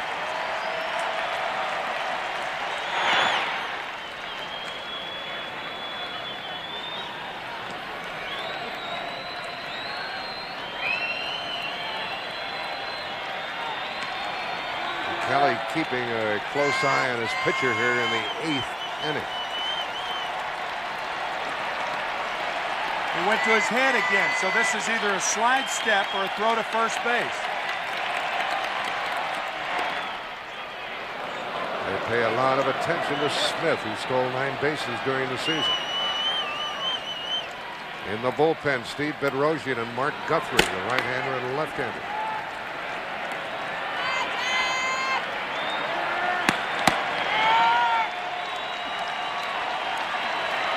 Scoreless 8th inning, 7th game, leadoff hit by Smith.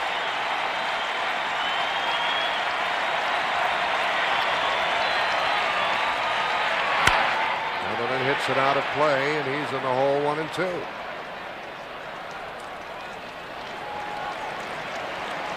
Atlanta has the National League's leading hitter at the plate. Pendleton hit 22 home runs this season, plus 2 in the World Series.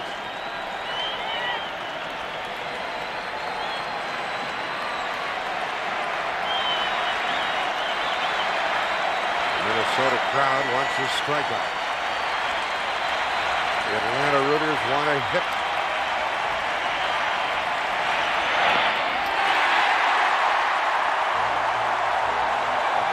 In the dirt, says the 3rd base umpire, Terry Tatum. And Pendleton is still alive on the foul tip. So he foul tipped it, then the ball went in the dirt, and then it skipped into Harper's mitt. That was the call. Let's see if it happened. Yes, good call by third base umpire Terry Tata. Clearly into the dirt. Don Denkinger, the plate umpire, asked for help and got it.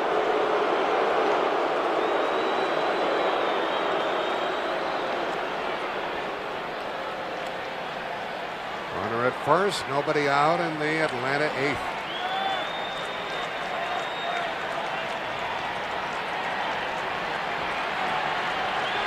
This will be the 100th pitch of the evening from Jack Morris.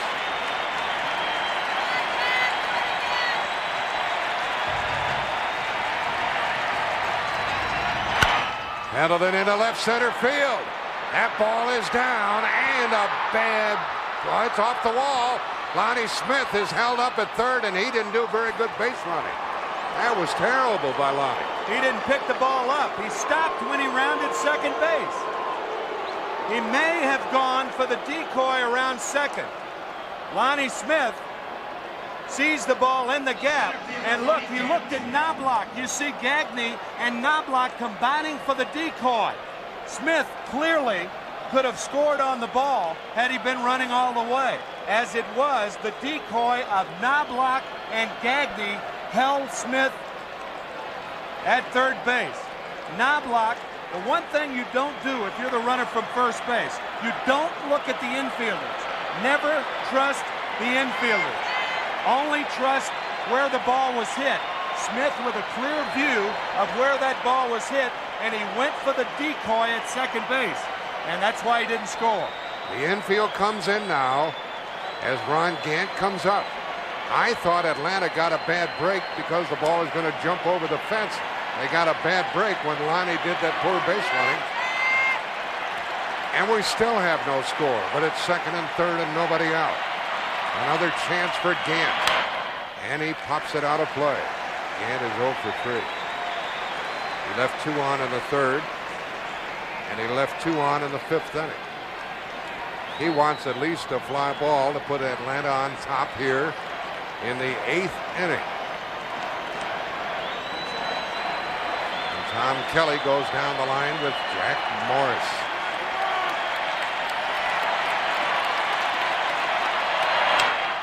Little roller, and they'll get an out without a run scored. They got Gant again. He's 0 for 4. So Gant can again, but let's go back to the decoy play of Lonnie Smith running. Look at Chuck Knobloch, the second baseman, and watch him go through the routine of throwing a ball that is not there. Now watch Gagne. There's Gagne right there. He acts like it's a play too. That stops Lonnie Smith. It confuses him. He stops at second base. He continues to third, but it's too late. So Lonnie could have scored. He didn't, and now it's 1 out with runners at second and third. And Tom Kelly goes to the mound. He has Bedrosian and Guthrie in the bullpen, and he has Justice and Breen coming up. What a big out that was when they got Ronnie Gant, who was 0 for 4.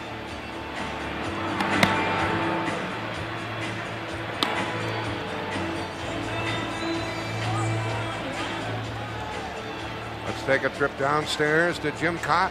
Well, it appeared, as you'd imagine, this conversation was Jack Morris. Who would you rather face? David Justice, Sid Breen? You want to walk him intentionally? I mean, they have made Justice look bad on some fork balls in the dirt, but that's pretty dangerous with a guy on third base. And I think that's what the discussion was about with Kelly and Morris. Who would you rather pitch to? Well, Atlanta coming into this inning had left 6. Now they've already missed a scoring opportunity. Justice is going to be walked. It will be the second pass by Jack Morris.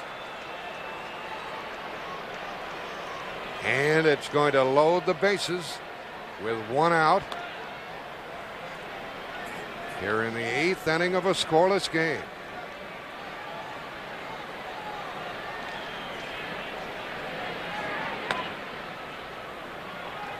And there's Sid Bream in the on-deck circle. He'll be up with the bases loaded and 1 out. Great opportunity for Atlanta. Nasty spot for the Twins. 7th game, folks. Sid Bream is 0 for 3.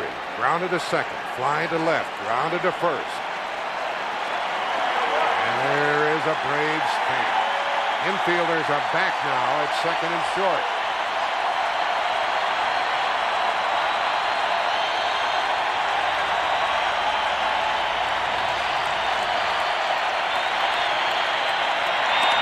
Ball 1. Of course, there's always that problem, too, when you give the intentional walk to load the bases. The runners on base tonight. Atlanta 2 for 11. Twins 1 for 10. Green wants at least the fly ball. Twins desperately want the double play. Good swing by Sid, and it's 1-1.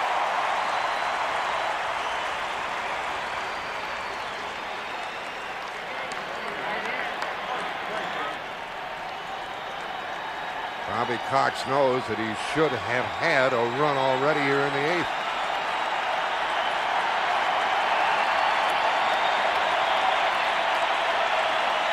One thing Sid Bream doesn't want to do is get that 2-strike count on him with Morris in possession of that split finger delivery. A lot of pressure on Harper also if the splitter's in the dirt. Bream is in the hole, 1 and 2.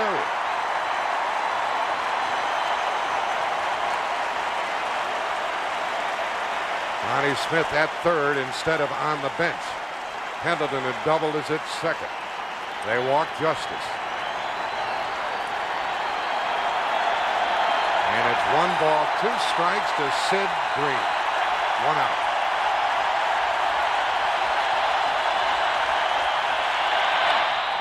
And the play is to home. Out there. Out there.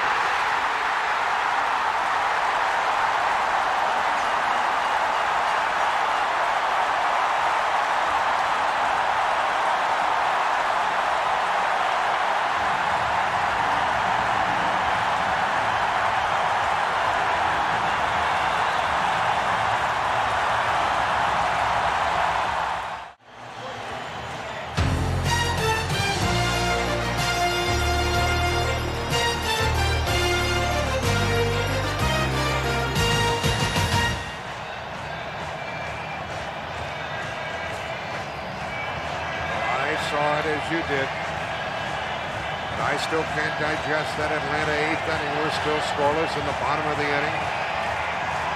7th game of the series. Pinch hitter is up. Randy Bush. Up the middle, base hit.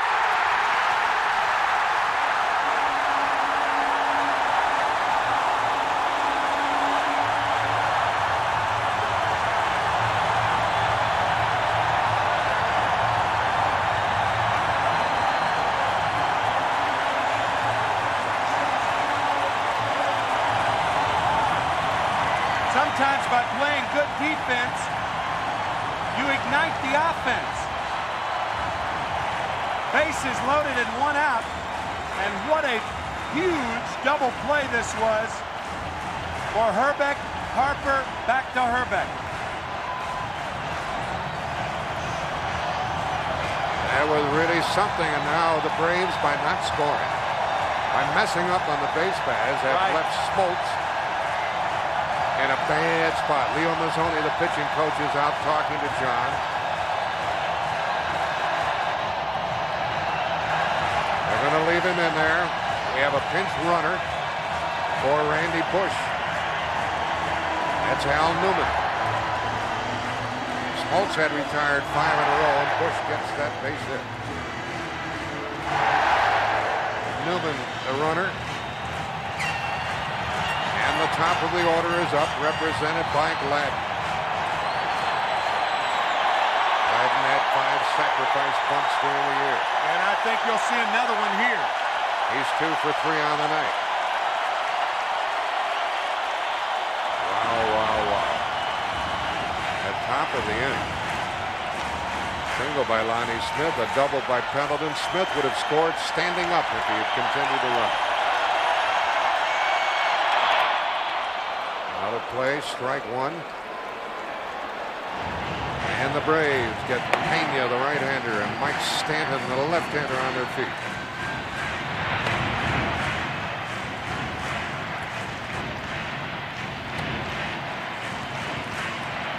The go-ahead run on at first, nobody out for the Twins. Only the second time they've had their leadoff man on base this evening. Sid Green desperately wanted to pull the ball to avoid the double play. He pulled it and hit into the double play. After Gant had rolled out in the top of the inning. And bunts it foul again, strike two. So now what Dan Gladden wants to do is change the bunting situation into a base hit. If you're John Smoltz, on the other hand, you want to change the failure to get the runner over into an out without moving the runner.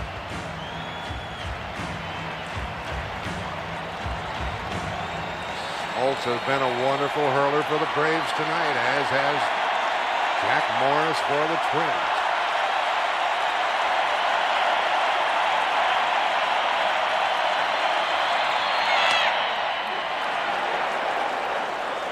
One ball, two strikes.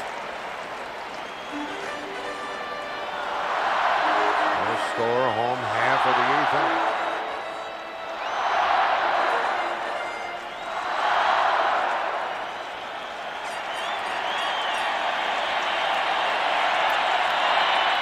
Is this Atlanta pitcher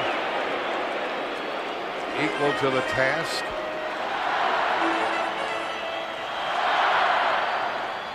It's a tough situation.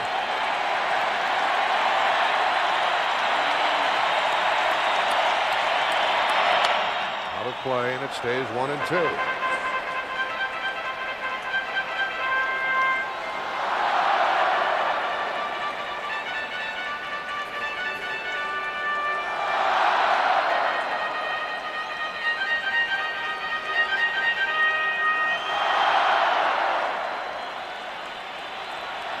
Twins have left five, hit into a double play.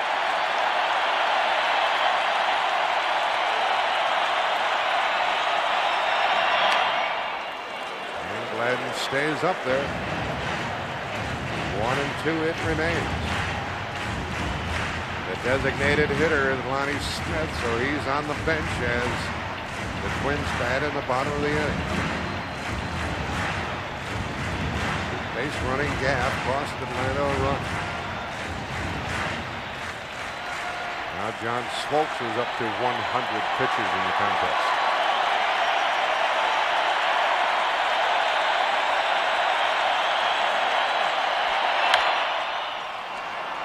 Ron Gant comes to it.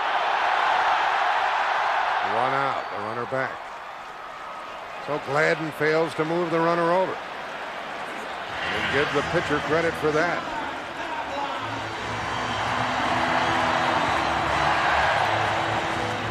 Game 7 of the 91 series in the Metrodome in Minneapolis. Bottom of the eighth. One on, one out, and no score. 7 hits for Atlanta. 5 for Minnesota. A good hit and run man is up there now in Chuck Knobloch. He has flied out 3 times this inning. Newman the runner.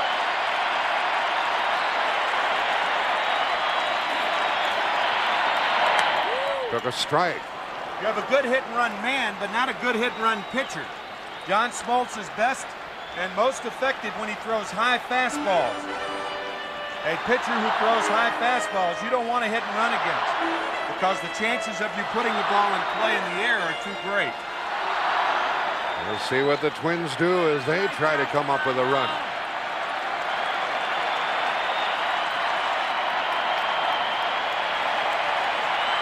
Pitch out by Atlanta. Nothing shaking. 1 ball, 1 strike.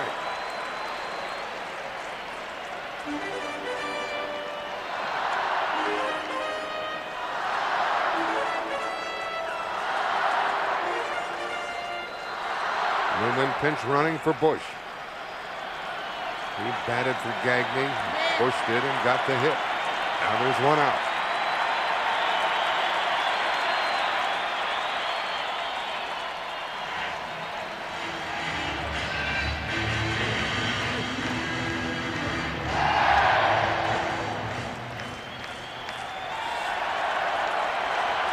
Can't say enough about this young Atlanta hurler. John Smoltz.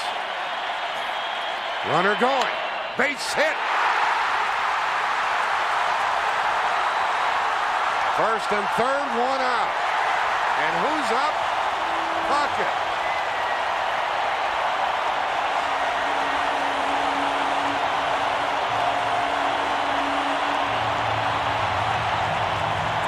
They did indeed hit and run. Newman running on the play.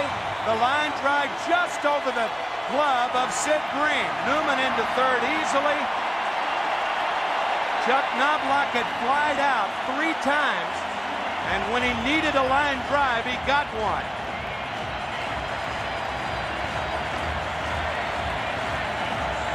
Interesting situation right here. You know what would be unusual strategy? Walk Puckett and get to Hrbek.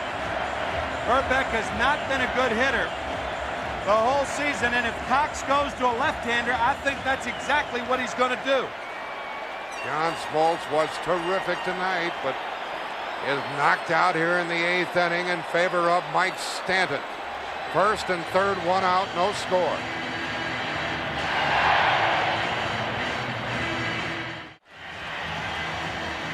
Well, wasn't this young man terrific? Took the game scoreless into the 8th inning, pitched 7 1/3, no runs, 6 hits, struck out 4, hit 1, walked 1, and gives way to Mike Stanton. Let's go down to Jim Kaat. Well, Jack, Mike Stanton, according to Ken Hrbek, was as tough a left-hander as he has seen all year. Probably the most comparable Scott Radinsky of the Chicago White Sox. Well, Tim McCarver called the turn. It's going to be Hrbek up there with the bases loaded because they are indeed walking Kirby Puckett. You talk about brassy for Bobby Cox. I'm telling you, this takes a lot of guts right here. But consider the reasoning. The way the Braves have been swinging the bats, Bobby probably considers 1 run, you know, that's going to open the floodgate. What 1 run's going to win it. So he's playing it like the bottom of the 9th instead of the bottom of the 8th. Ken Hrbek has struck out 3 times against Mike Stanton.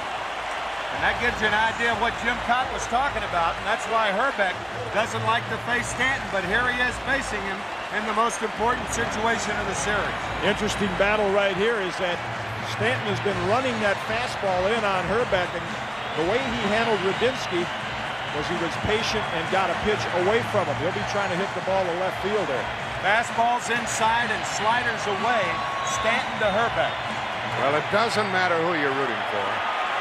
Isn't this wonderful? No score on the bottom of the 8th. Bases loaded, 1 out. Here in Game 7, infielders back at second and short. Stanton misses. As we mentioned earlier, when you walk the bases loaded, you really put that pitcher on a hot spot. Hrbek hit by a pitch, 0 for 2. Wants at least a fly ball. And he hits it foul, 1-1. Stanton wants the strikeout, pop up, or double play. Al Newman, the runner at third. And Chuck Knobloch down at second, and they walk Kirby Puckett. Hrbek is 0 for his last 15, 0 for 8 with runners in scoring position in the World Series. Ball 2.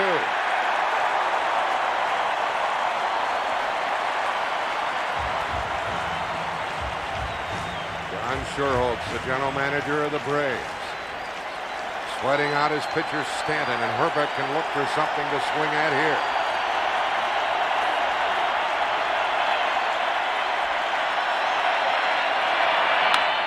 And a line drive and a double play sends us into the 9th inning scoreless.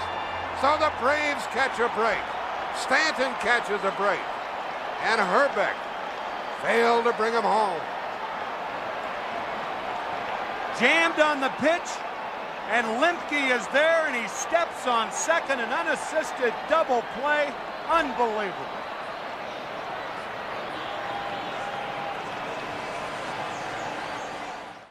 Hasn't this been, and isn't it, magnificent?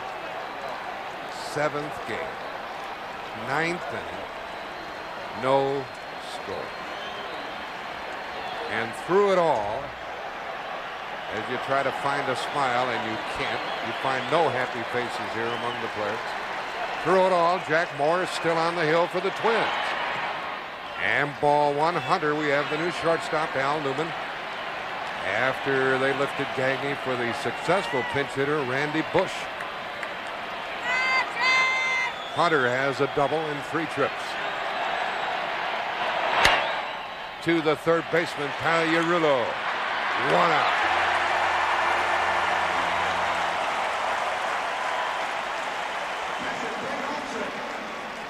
Once again, Morris maintaining his velocities, so Pagliarulo stays off the line and makes the play. Hey, in that double play, Chuck Knobloch breaking at second base. A third base coach reminds the guy at second to watch the line drive, but you really can't fault Knobloch on that play. Now it's Olsen. He's 0 for 3. Newman gets it.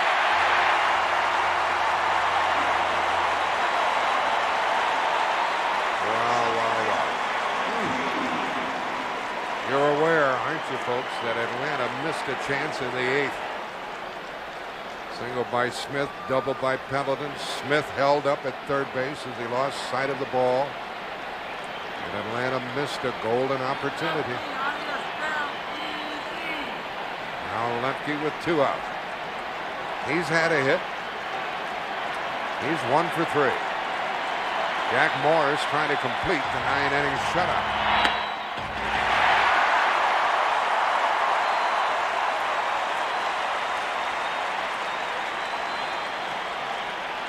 Lemke fails, the Braves can only win in extra innings.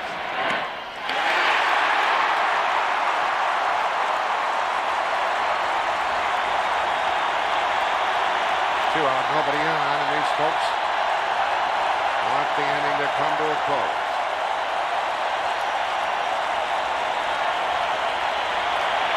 Morris has walked 2, 1 intentionally, struck out 6.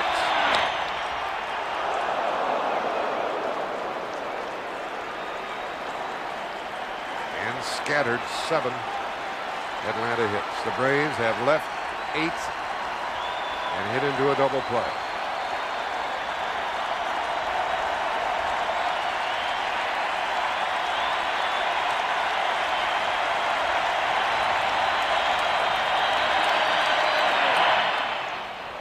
Two and 2. This is a fantastic game. Jeff Blauser moves on deck. He'll bat for Belliard if Lemke is able to get on. Too tough to take for this lady. Lemke trying to nail one.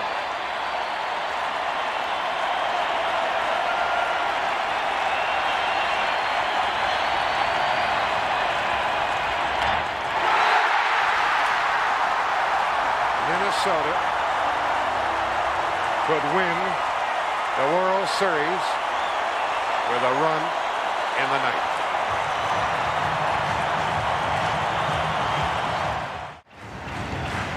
Chili Davis, Brian Harper, Shane Mack will try to win it for the Twins in the 9th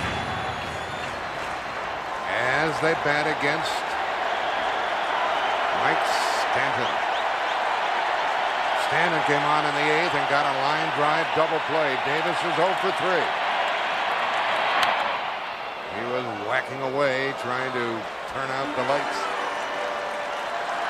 He is struck out, flied out, grounded into a double play. That was while the remarkable John Smoltz was on the hill.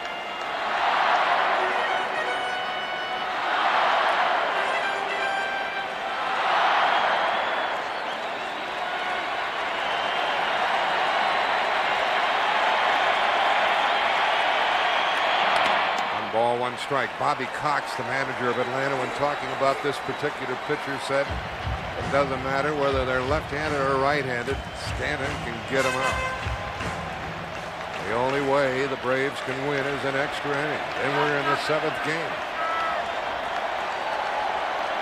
And they still have to get there. 1 ball, 2 strikes. The Twins have left 7, hit into 2 double plays. The only 7th game of the World Series that has been won in the bottom of the 9th inning, Bill Mazeroski's home run back in 1960. And that was also the only World Series game, or the only World Series to end with a home run. Chili Davis pops it foul, 1 ball, 2 strikes. We've had a 12-inning game. We've had an 11-inning game. How about Jack Morris? 9 shutout innings against this tough Atlanta club. And he looks like he's ready for more. Nobody's warming up for the Twins.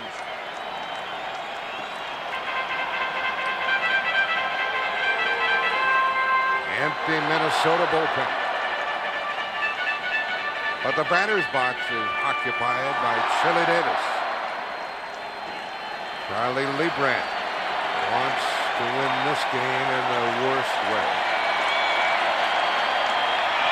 2-2 to Davis.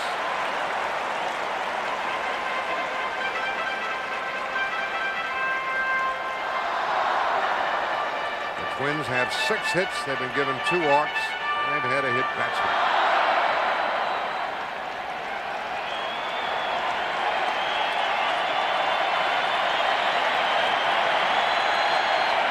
And 2.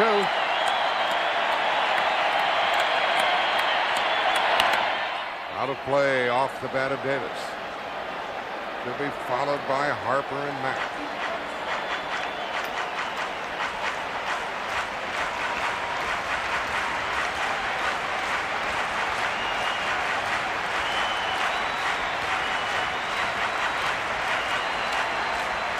These Braves just hoping to get back to the plate.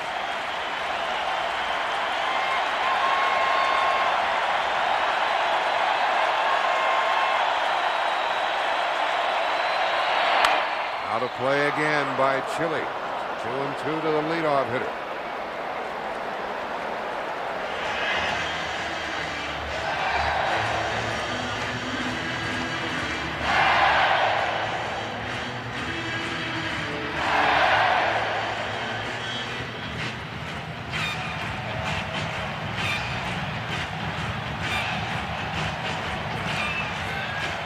Nobody on, nobody out. Bottom of the 9th.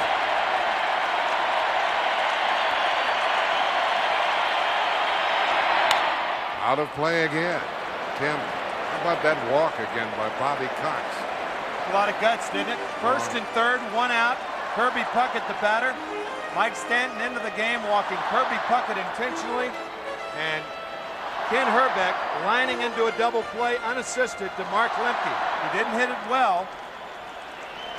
Hit it off the fist.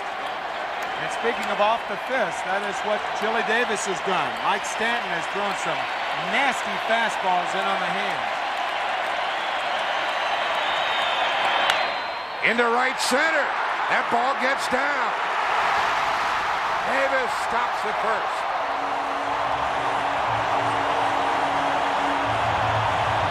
Chili almost missed first base, rounding the bag. But he's going to play it cautious anyway. The outfield was deep to prevent the extra base hit. But watch how close he comes to missing first base. Matter of fact, I think he did miss it. And that, you know, it was very close. He may have touched it with the side of his foot. But I think that's why he went back. Watch. Enough to make him feel uncomfortable, I'm sure. And so he retraced his steps. Now we have a pinch runner. We have a pinch runner, Jarvis Brown. Here it is right here. Watch Chili Davis right there. Did he touch first base? I'll tell you, it was too close for him to try it and go to second base, and I think that's why he came back. And the batter is Brian Harper. And Jarvis Brown gets back. Jarvis Brown, number 1, is carrying the winning 1991 World Series run if he can circle the bases. Harper is 1 for 3.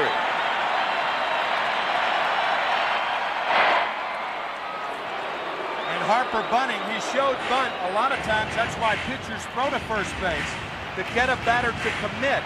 And Harper committed that he is bunting. Billy Davis with a leadoff single in the 9th. Brown runs for him. Woo, that ball handcuffed Greg Olson.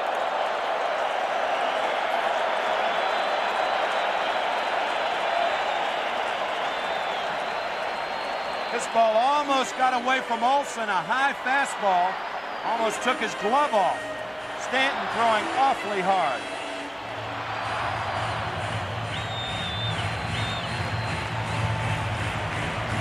Ball 1 the count to Harper.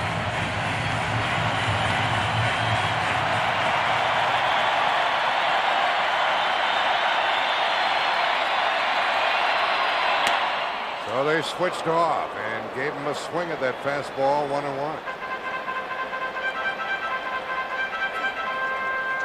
Gardenhire gets the signs from the bench from Tom Kelly, flashing to the hitter and runner. Nobody out. Bottom of the 9th. No score. 7th game.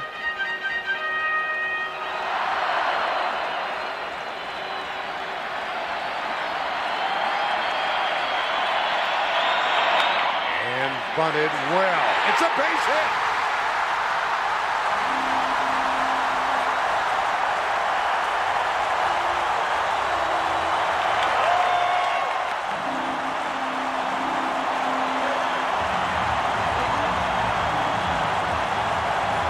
Like Mike Stanton is hurt. Stanton falling toward the third base side looks like a cramp. But what Brian Harper did, he found the seam. He found the seam between Stanton and Breen. It looks like a cramp that Stanton has, but watch Brian Harper intentionally push the ball to the right side, and he finds the gap between Stanton and Breen. And Stanton, trying to track the ball down, appears to have hurt himself. Looked like when he was trying to turn around after he picks the ball up. And there it is. He bunts it hard between the charging Breen and Stanton. And it looked like when Stanton retrieved the ball, he may have sprained the knee. New pitcher coming in is Pena.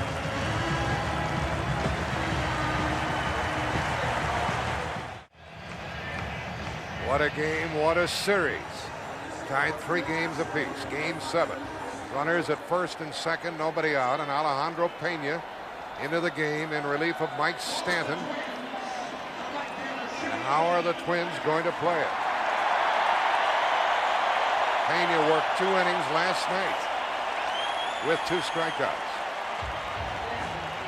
One would think you're in a must-sacrifice situation, but are you? Mike Pagliarulo, the next batter. If Mac bunts successfully, then Pagliarulo is walked, and then you have Al Newman, who is in there as the shortstop. You have 2 left-handed pitchers, pinch hitters left, Paul Sorrento and Gene Larkin. Let's see how Shane Mack plays it with 2 on. And a foul bunt, strike 1. Mack is 1 for 3.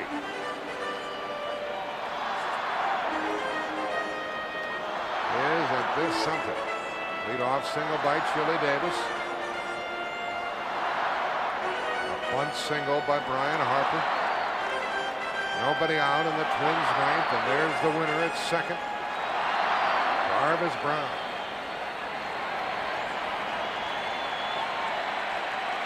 Alejandro Pena has some work to do.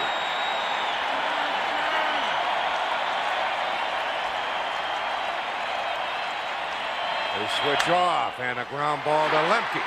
They get one, and a double play. The runner ends up at third with 2 out. Lemke and Belliard pulled it off. How, you might ask? How? Tom Kelly going away from the squeeze or the bunt, and look at Lemke back to Belliard to Breen. The takeout slide by Brian Harper unsuccessful, and a remarkable double play turned by the Braves. What a pivot by Belliard. Unbelievable. Now Tom Kelly had his strategy backfire, and now they're going to walk Pagliarulo. I think Tom Kelly putting the hit instead of the bunt on, thinking that with Breen charging, that's going to leave the right side of the infield vulnerable. It did at first base, but not at second. Lemke read it all the way. They are going to walk Pagliarulo. Al Newman will be due up. He is being called back.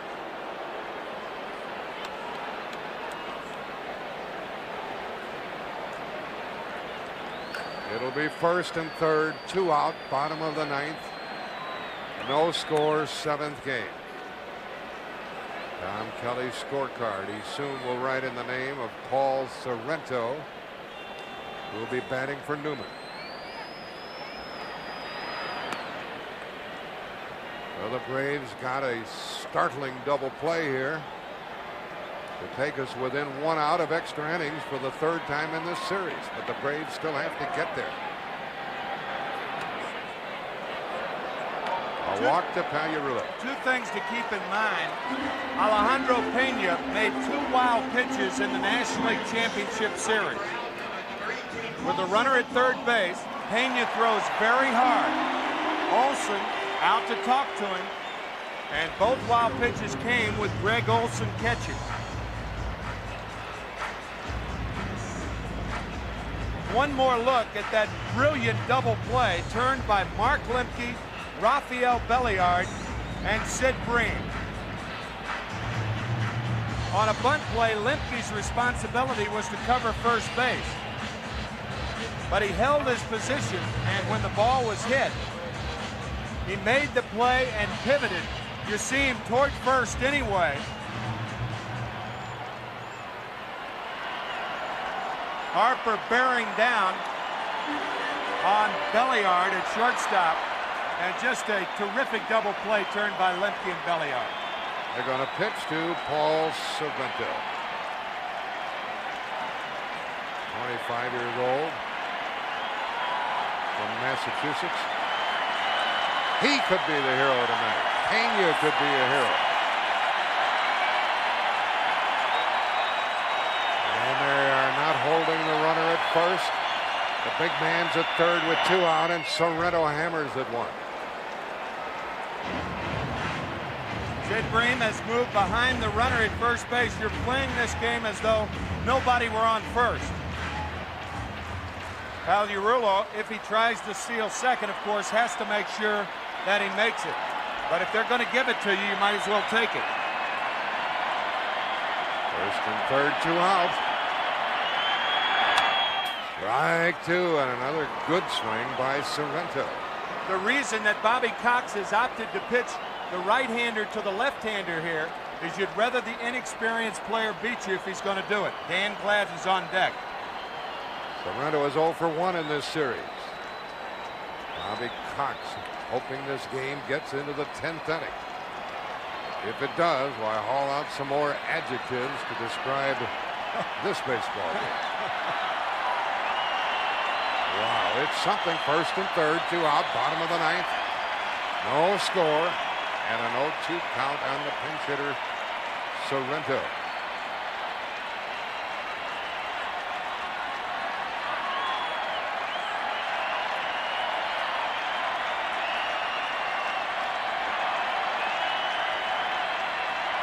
Runner going, foul ball. Pagliarulo is running unmolested off first.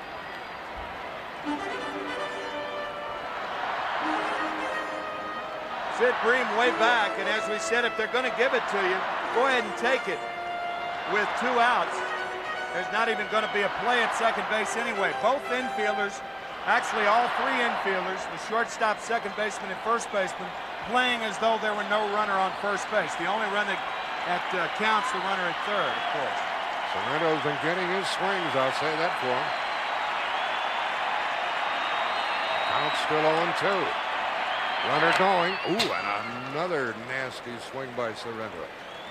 That ball up a bit from Pena, but tough to catch up with it.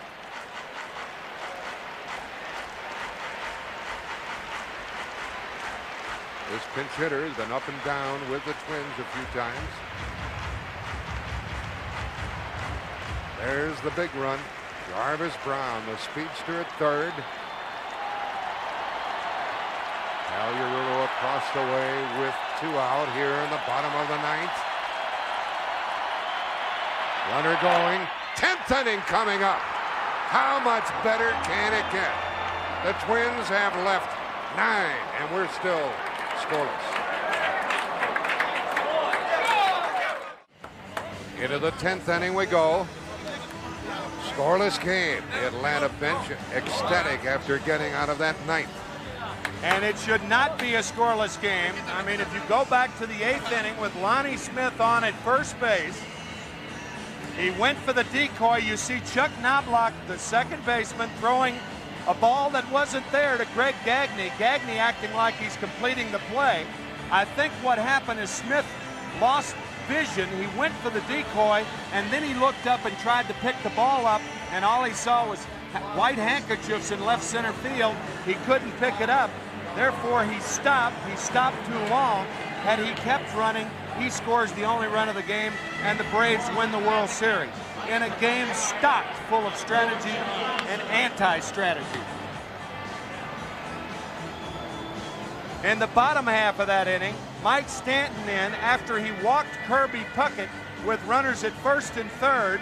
That's right, first and third, and Herbeck lines one off the handle to Lemke, and Lemke steps on second. What a bizarre 8th inning that was. Then in the Atlanta 8th, Sid Bream hit into a double play with the bases loaded. Atlanta's left 8 hit into a double play. Minnesota's left 9 hit into 3 double plays. And this is Jeff Blauser to pinch hit, and Scott Leyes plays short for the Twins. He's playing short, and that's not an unusual position for him. Jack Morris still pitching. And a foul ball. Harper can't see it, and he caught it. He didn't know where it was, but he caught it. Blauser batting for Belliard. He didn't know where it was when it was going up, but he found it coming down. Watch this. Now, he plays here every day. He's saying, I don't see it. There it is. Got it. This is the first time since 1924 that a World Series 7th game has gone into extra innings. Isn't this something? Lonnie Smith is up. He's had a walk and 2 singles.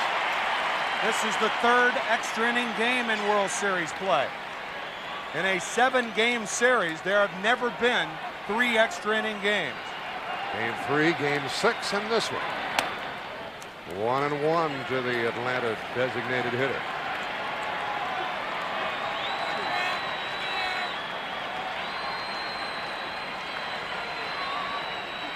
There is 1 out. Lonnie Smith is up, and Terry Pendleton will follow. 10th inning, no score. What a long night for Jack Morris. 1-2 the count. Like the choir on Sunday morning. The Vienna Braves choir, huh? Ted Turner trying to stay with it. 1-2 the count with 1 out. 2-2.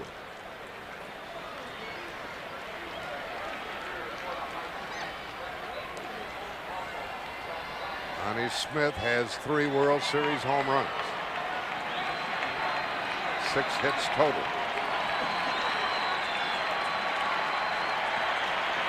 Jack Morris has struck out 7, walked 2, 1 intentional.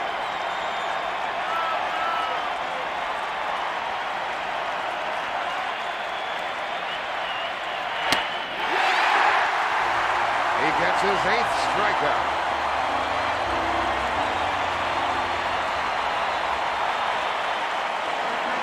To have maintained the velocity on his fastball through 9 2/3 innings.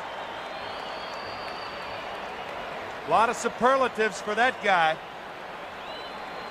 And a lot of horses on both sides, but just watch Jack Morris work. He is a war horse, that guy right there. Beat Toronto twice. Won game 1. Pitched in game 4. No decision in that one. Takes the 7th game into the 10th inning with 2 outs. Pendleton has a double. It should have been good enough to drive home a run in the 8th. This is the first time since 1989 that Jack Morris has gone more than 5 innings. Alejandro Pena likely to have to go out there in a scoreless game in the bottom of the inning. That's up to Pendleton.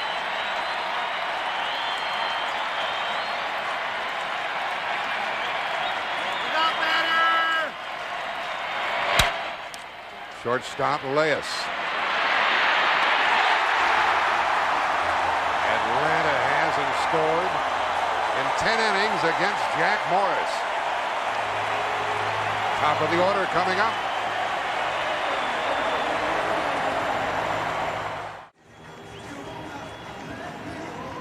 Scoreless game going into the bottom of the 10th inning. And you know, a lot of times you'll attend a sporting event or watch a World Series or some other athletic competition, Tim, not realize at the time how sensational it is. Later you look back and say, man, I was glad I was there. That was something. Tonight, it's so apparent that this is one of the most remarkable baseball games ever played. Yeah, you're trying to look for some historical perspective to look back on, but you can't find any. It's a one of a kind, and it has been a remarkable evening, and everybody, I think, is glad they're here. All right, let's get on to Jim Kaat and see what he thinks after having pitched 25 years in the big leagues.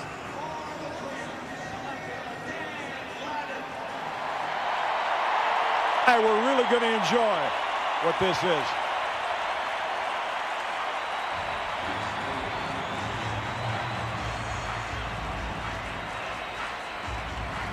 We've been a part of here for the last 10 days.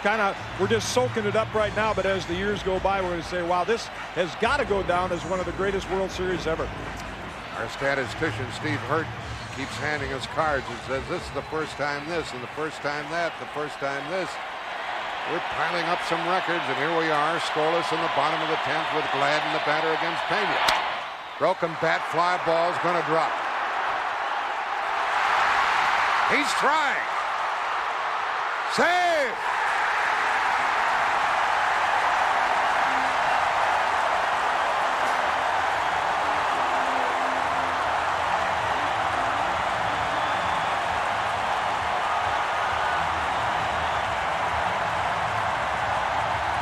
Broken bat, trademark shot over the glove of Brian Hunter, retrieved by Gann, and Gladden never slowed down.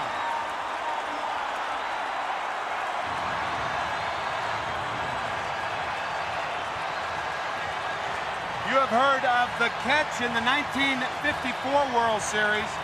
If Dan Gladden scores the winning run, you might hear about the bat that broke, that put him there.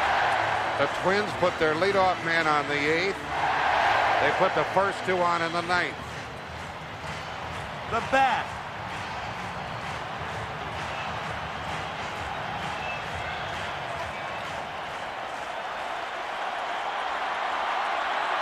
And these Twins are in great shape because their batter, Chuck Knobloch, is an opposite field hitter. He's had 1 out of 4. The odds are pretty good of him moving the runner to third or driving him home.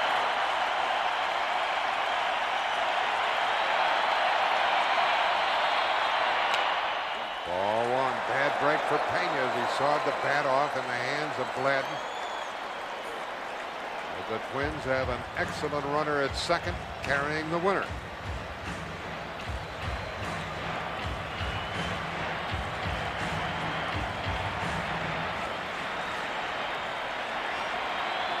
He's a rookie, folks.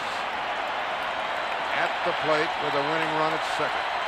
Is he still punting?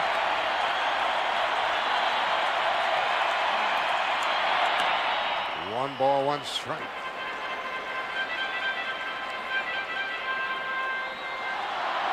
The Atlanta bullpen finds Jim Clancy and Kent Merker warming up.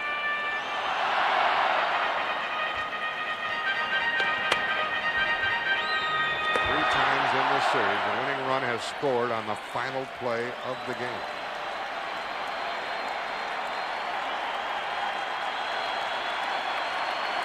Gladden the runner, nobody out. Going to take another miracle for the Braves. Now block bunts, Pendleton goes to first. Lemke took the throw. There's the winner at third base, one out.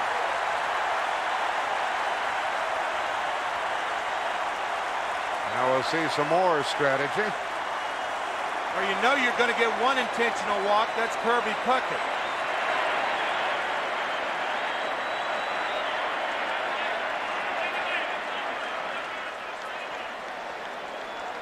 And the bunt, a successful one. Knobloch to Pendleton to Bream for the first out. Remember, the Twins have never lost a World Series game in this Metrodome. So you know the alternative Bobby Cox has is to just throw Kirby Puckett high fastballs. But I doubt very seriously that they will do that. Ken Herbeck, they're going to walk him. Now the outfield comes in. The outfield in a position where they can stand flat-footed and nail the runner at third if they catch a ball. A long fly ball, and the Twins are the world champions. But Pena and the Braves are going to have to pitch to somebody here. Well, do you pitch to Ken Herbeck? There's Chuck Knobloch, who did his job. His job's out of the way. Bunting Gladden to third base. Jack Morris has pitched 10 shutout innings. On deck is Herbeck. How will they deal with him?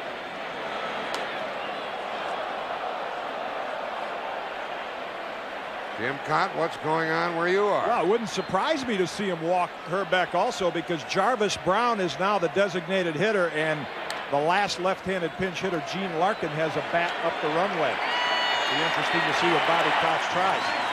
First and third, one out with a walk to Puckett.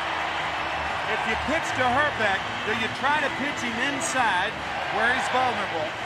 Remember, Pena struck him out in last night's ball game after hitting with a fastball inside and then going away twice. Herbeck is vulnerable inside, but they're going to put him on too. And it looks like Gene Larkin is going to be the pinch hitter for Jarvis Brown. This will be the third intentional walk by Pena since he relieved. Here are these Atlanta Braves. They'll be in a spot with the bases loaded, one out, scoreless game, bottom of the 10th. They chased the Dodgers. They caught them and beat them by a game. They chased the Pirates and beat them in the 7th game of the playoff. They went home and beat Minnesota 3 straight games to get out of the hole. Now they're only a fly ball away from being the runner-up. But don't discount Pena.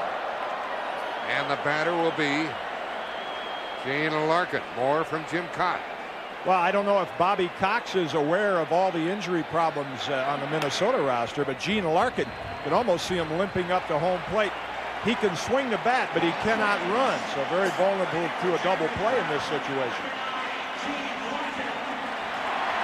Larkin is the pinch hitter with the bases loaded and one out. He is 1 for 3 in the series. Looks like it's his left knee that is swollen. The Kitty alluding to the left knee. He also has a shin guard on his right ankle. If you hit it far enough, you don't have to run. And I'm sure that's what Gene Larkin is thinking right now. Braves pulled off a double play in the 6th, in the 8th, and in the 9th. The infield is in, the outfield is in. And they're going to go back to halfway at second and short. It's funny, you know, they're going to, Templeton now is talking to Brian Hunter, the left fielder. Jeff Blauser, the shortstop, is back. Mark Lemke is in, and there's some confusion in the middle of the infield right now. Now Blauser's coming in. They could still go to second base. Now Lemke comes in closer.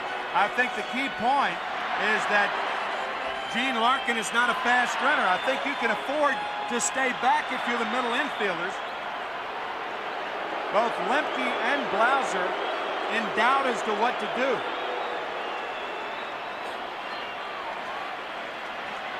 The Minnesota bench hoping to get this winning run across here in the 10th. It's carried by Dan Gladden at third. Bases loaded, 1 out. Infielders are sort of halfway at second and short. Pena in a jam.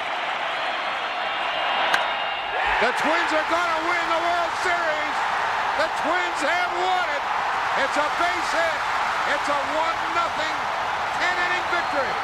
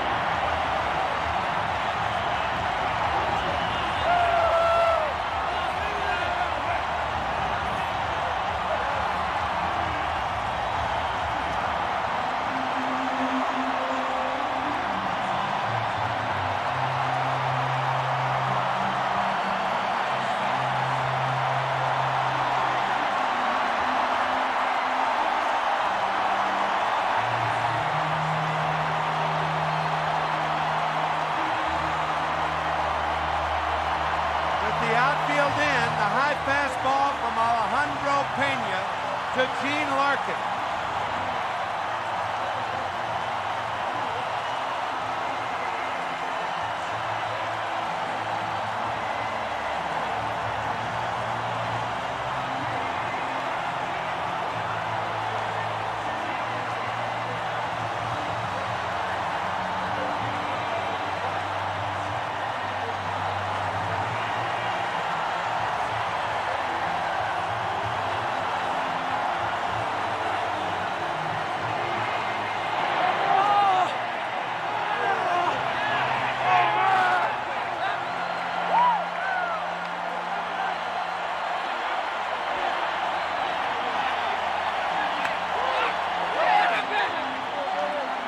O'Brien is coming up next, folks. Little kids are never this happy. But these little kids know what they have done.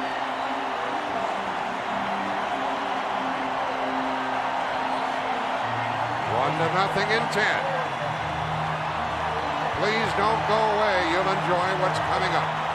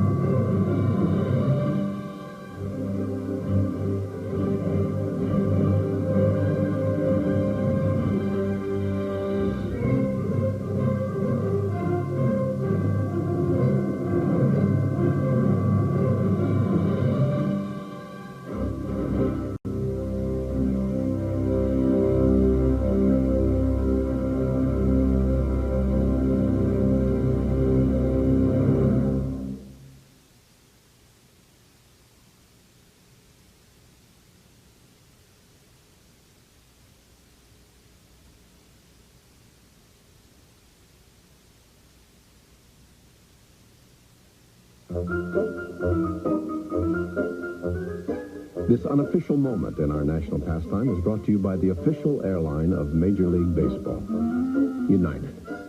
Come fly the friendly skies.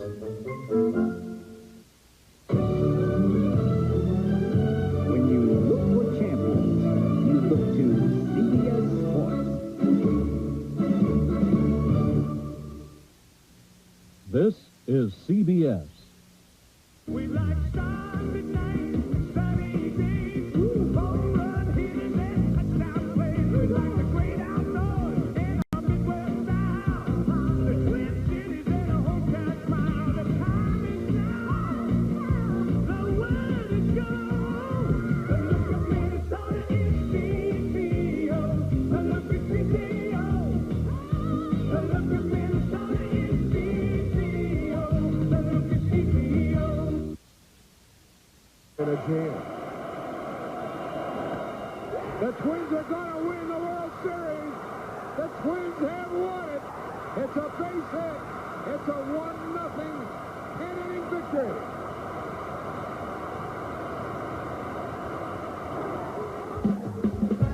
From WCCO Television, this is a special World Series edition of the 10 o'clock news on Channel 4.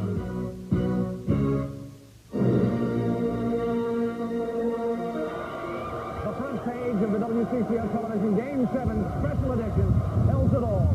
World Champs 1991 Historic Series. Also a headline, Jack Morris, the hometown hero. And we've got some magical moments. Make sure you set your VCRs. You're going to like this one.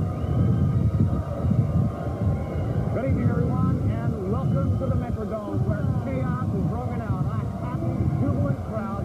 Thousands and thousands and thousands of people poured outside onto the grounds outside of the Metrodome, and they are raising havoc. The din is constant. The decibel level here is easily in the 100 level, approaching that from inside the dome when Team Larkin smashed that base hit that brought in Dan Blanton from third.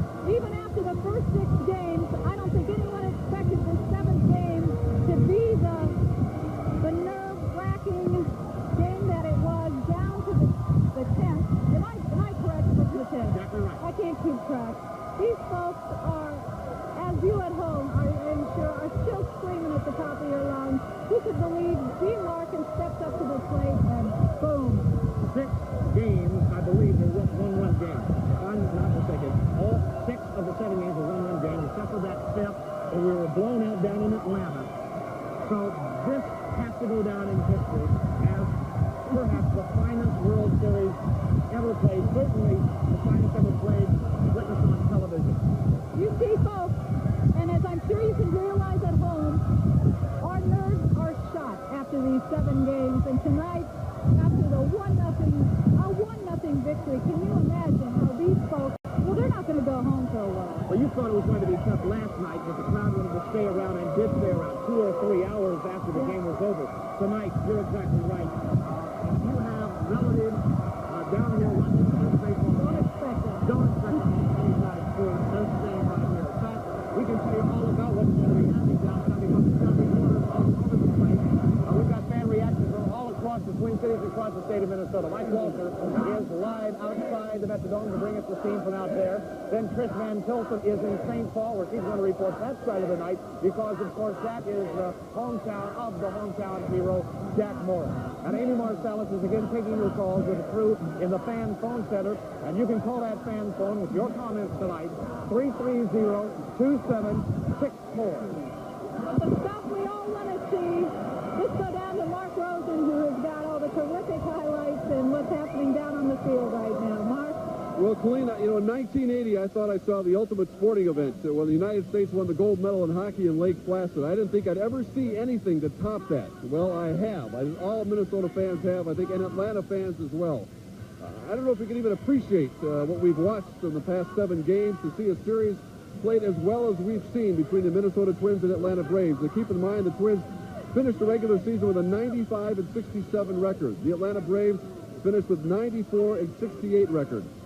1 game better than Atlanta, and that's all they finished after 7 games. Brian Harper turned to Terry Pendleton just before the 10th inning and said, why don't we just call this a draw and go home? They both had a little bit of a chuckle. but it was serious business, and the Minnesota Twins, against all odds, did it again. Here's a look at what happened on the field just minutes after the Twins had won on Gene Larkin's pinch hit fly ball to right field. Kent Herbeck catching Eloise Polad, the owner. Shane Mack and Kevin Tapany. Mike Pagliarulo.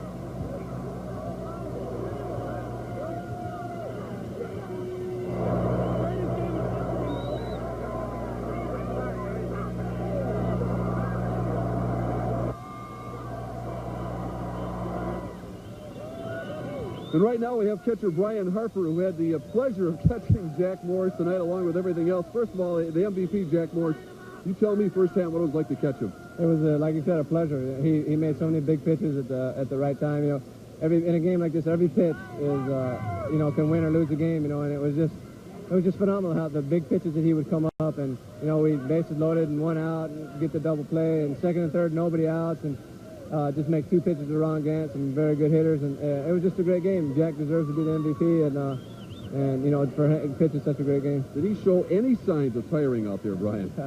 Yeah, when he went out there in the 10th inning, his warm-ups were a little shaky, and I thought, uh-oh. But then once the batter got in the batter's box, he just seemed to turn it on again. You know, he was throwing as good in the 10th inning as the first inning. Brian, you certainly survived your share of lumps in this series, more and physically more than anyone else. Could you characterize in your own words what this was like the past 7 days? It was just emotionally and physically the most draining week that I've ever had. I mean, I don't know if I could have went any longer. You know, this game was just the ups and downs emotionally and physically. It was just draining. None of your teammates wanted to leave the field tonight, so sharing it with the fans. No, I think it was such a rewarding finish to a great year. You know, we worked so hard all year, and from the day one in spring training, TK had us working, and we worked hard, and we haven't quit, and tonight was just a great finish. Well, go enjoy it with your teammates and your family, Brian. Appreciate you stopping by. Thank you. Thank you very much. Brian Harper, who was very instrumental in this 7-game series with the Minnesota Twins, not only catching Jack Morris tonight, but performing so well on the plate, behind the plate, on the bases, and doing everything that it took. And he's a free agent, as we all know, and we'll have to see what happens with Brian Harper as this progresses. Well, let's take a look at some of the key plays of tonight's game. You talk about Gold Glove. Well, the Atlanta Braves had the opportunity to win it in regulation time here, top of the 8th. Here's the mistake that the Atlanta Brave fans will never forget. Terry Pendleton hits a double in the gap.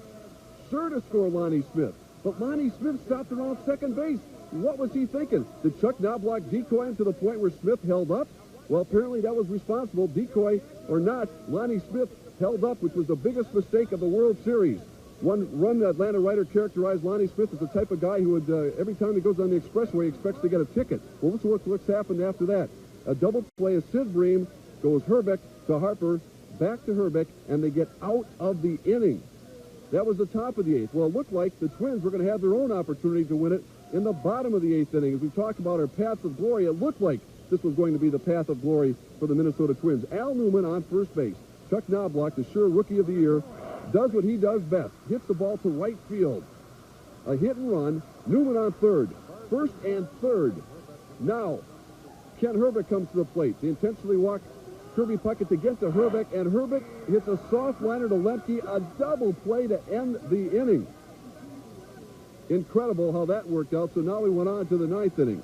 And the Minnesota Magic, well, here's what happened. Dan Gladden, who had his problems at the plate early, came through. Alejandro Pena on the mound, the stopper for Atlanta, and Gladden hits a broken bat bleeder. And here's where Gladden's aggressive base running proved to be the key point. He saw that extra hop and made it into second safely, and that set the tone for what happened next. All the players were being used. Gladden moved on to third. Gene Larkin, whose claim to fame was breaking Lou Gehrig's record at Columbia, hit a long fly ball, and that was it. That was the ball game. That was the World Series. And the American League continues to win this series in odd number years. Dan Gladden coming home, and the Minnesota Twins had won their second World Series in 4 years. And all Pena could do was walk off the mound in disbelief as Jack Morris, the series MVP, celebrated. And what a night for Jack Morris. And the storybook finished. You could write a book about what he's accomplished here at Minnesota. The reason the Twins signed Jack Morris was for a night like this, and that he ever come through. As Brian Harper talked about, it looked like Morris could go on for about 17 innings the way he was pitching. as we take a look at our King of the Hill special with Jack Morris leading the way. In the 5th inning, you got Ron Gant here on a called third strike. They had runners on first and third and only one out. Actually, here's the play that set things up, almost getting the pickoff play at third, as Rulo does a good job of trying to get Lemke, but the Braves remained in it. Morris is always at his best under the most trying circumstances. As I mentioned, they had runners on first and third, and here's what happened. A called third strike, and look at the emotion that Jack Morris showed on the mound. Unbeaten in series play and in postseason, that's Jack Morris. And in fact, we have an opportunity to talk to Jack after the game. You need any more than that. It's beautiful. Jack, how did you, 125 pitches, that was probably more than anybody would have dreamed of, maybe even yourself on the 3 days rest, and then scoreless at that. Never tired? It's a game you get excited for, and something inside of you tells you keep going, and I don't know where it came from, but it was there, and the excitement, everything, whatever happened, I don't know how to describe it. It's just a great feeling to know that I had good stuff, and I kept after it. You win Game 7, you're MVP, and also one of the most dramatic World Series maybe in history. It's great to be a part of. I'm just a lucky guy to be on a team that persevered so long, so hard all year long, and played another team that are champions, the Atlanta Braves. Fabulous series. Someday they're going to look back and say, what a series. Hey, Randy Bush here, and Randy, you're one of the lucky 7 that have won 2 of these now. Can you believe that? Unbelievable. I can't imagine anybody having a better career than I've had. To be a part of this twice and to play with this group of guys, it's so much character in this clubhouse, and I'm just thrilled and just proud to be a part of it. Kevin Tapani with us. Kevin, describe the feeling to win this series in such dramatic fashion. Numb, just numb. Can't believe it. That was the best game I've ever seen. It was unbelievable. Jack was awesome. I've never seen I can't imagine having a better pitch game than that. How do you throw 125 on 3 days rest scoreless? I don't know. He's a horse. He's the old bull. He just kept going out there and he did the job, and I feel good for him. He's coming home and doing it in his first year, and he carried us. He's the best. He's the best, and here's the man who was kind of responsible for bringing Jack Morris along with Carl Pohlad to the Minnesota Twins, and that's Andy McPhail. And I guess you got kind of a nice return on your investment tonight, Andy. Well, Jack did an outstanding job. I can't imagine a better game, 7th game of the World Series. I think the first time in like 60 years that it's ever gone into extra innings, the last game, and Jack was just magnificent. I don't know what more you can say than that. He was just magnificent. Andy, you started in spring training in Fort Myers with maybe expectations of moving up the ladder from last place. What did you feel that, as we take a look at the outside of the Metrodome, as your fans can't believe what's still going on here, did you feel that this team was going to be able to at least make a move at it? Well, actually, in spring training, we came away with the best record in baseball among spring training teams, and we felt that we really had the nucleus to compete. We liked our young pitching. We liked the stability that Jack was going to give to it, and we felt that there would be a bunch of teams right in it right to the end. How would you characterize what you've witnessed the past week? Well, being from a baseball family, I've always tried to look at the big picture, and to have a World Series where a game's won in the bottom of the 8th, the bottom of the 9th, the bottom of the 10th, the bottom of the 11th, and the bottom of the 12th, all 5 games out of 7, and to have it that exciting, it's a great boost for baseball. I'm just sorry that we can't divide that trophy in half and give part of it to the Atlanta Braves. They're a great organization. They're going to be there for a long time. They got a lot of young talent, and it was a great series for baseball, and I'm very pleased that Minnesota could come out on top. Andy, we appreciate your time. Congratulations again. Thank you, Mark. Thank you. Andy McPhail, the Minnesota Twins, and one man who struggled mightily at the plate, but nevertheless was sharing the championship as much as anyone. His first baseman, Ken Herbeck. We talked with him after the game.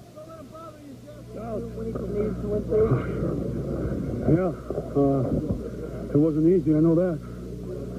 Probably have to go to the doctor and fix ulcers tomorrow, I think, but it's fun. Were any of these late inning at bats as unbelievable as any, pressure-wise that you've had? That was a situation where I had to hit the ball in the outfield and didn't do it. And I've done it before, but didn't do it this time. And thankful to Jack and Gino for winning the ball game for us. Are these 1-0 games creepy? Just any one run? I think you can ask the fans about them. They're nuts. They're crazy. Well, we have, as the fans are still here at the Metro, we have the opportunity right now, and it's Tom Kelly is behind us, waving to the fans, and CK, come on. I know you're tired of talking to the media by now, aren't you? It's all right to come down here. I'll talk to you any day. You're all right. TK, we've asked everyone here to try to characterize what you've witnessed, and you've been in the manager's box for the last week here trying to pull all the right moves. Can you describe what you saw here? You know, when I watched the series with the Red Sox and Cincinnati, they say it was one of the greatest series of 75. Okay, that was fabulous. But now you have to sit in a dugout, and then people tell you they're comparing it to that. Then you know you're in for, you're in the ringer. And we went through the ringer, and we tried to do everything we possibly could to score runs, and we just couldn't do it. The Braves were super. Twins were super, and it's a shame somebody really had to lose. It's a fabulous series, and I'm real proud to be part of it and have the organization, the Twins organization, be part of it. I think it's going to go down in the annals as one of the greatest ever. Was there ever any thought of taking Jack Morris out of the game? Yeah, and I really, this is the 5th time probably. We got,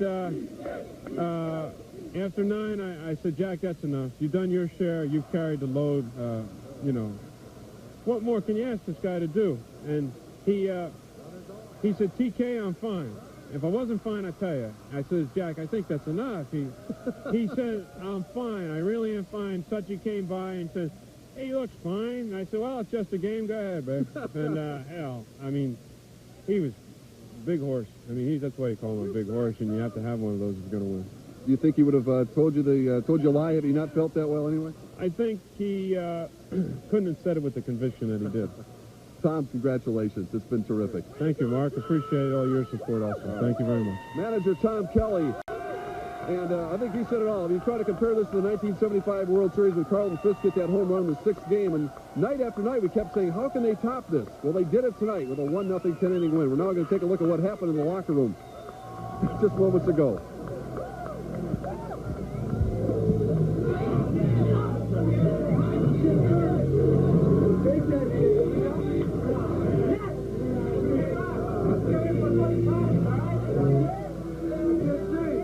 Well, they finally got a chance to break out the bubbly. It's been a while. They had a chance to celebrate with their fans here. They all gathered on the mound and said hello to everyone here behind the Metrodome who are still here. And, of course, thousands of fans outside. And I think right now we can try to throw it back outside to Don and Colleen. Mark, if you love your own life, stay inside.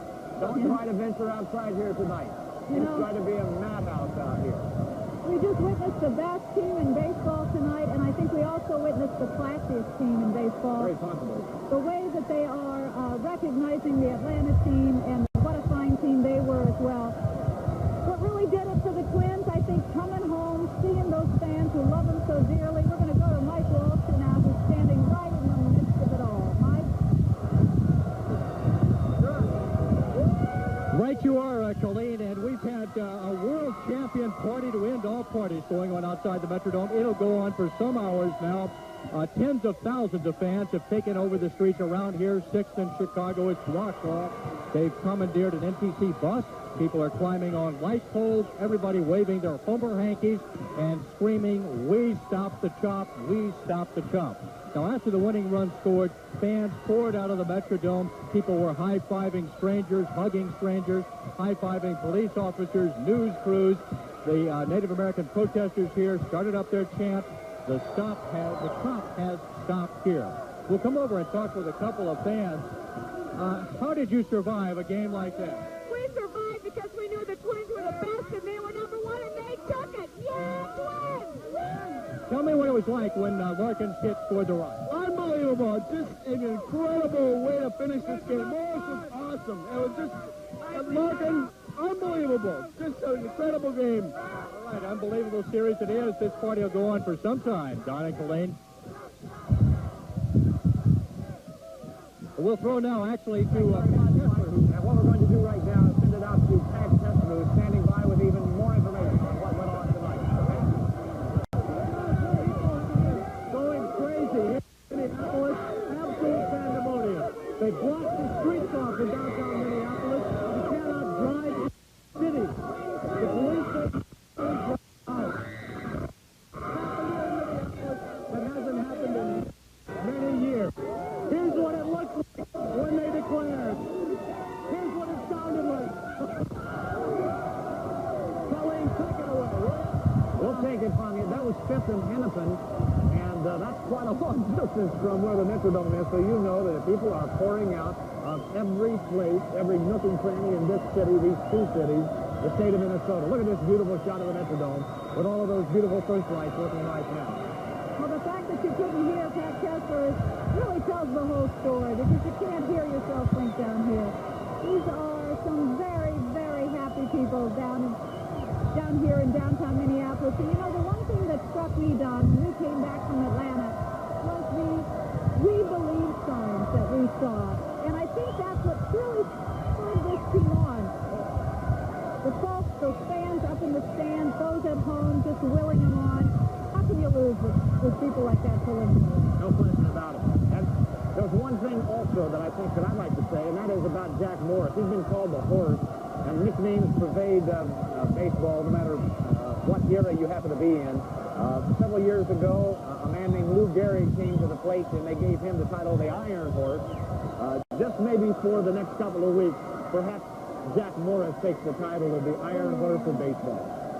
What a great thing for Jack Morris. He spoke when he came back to the Twin Cities and how emotional he was to play in this, and now I don't think the man's going to be able to handle it. No, I think Highland Park's kind of proud right now.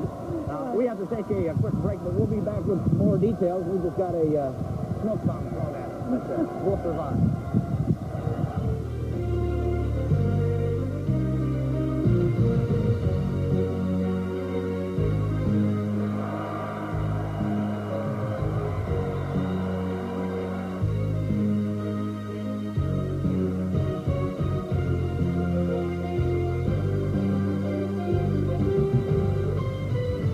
You're watching a special World Series edition of the 10 o'clock news on Channel 4.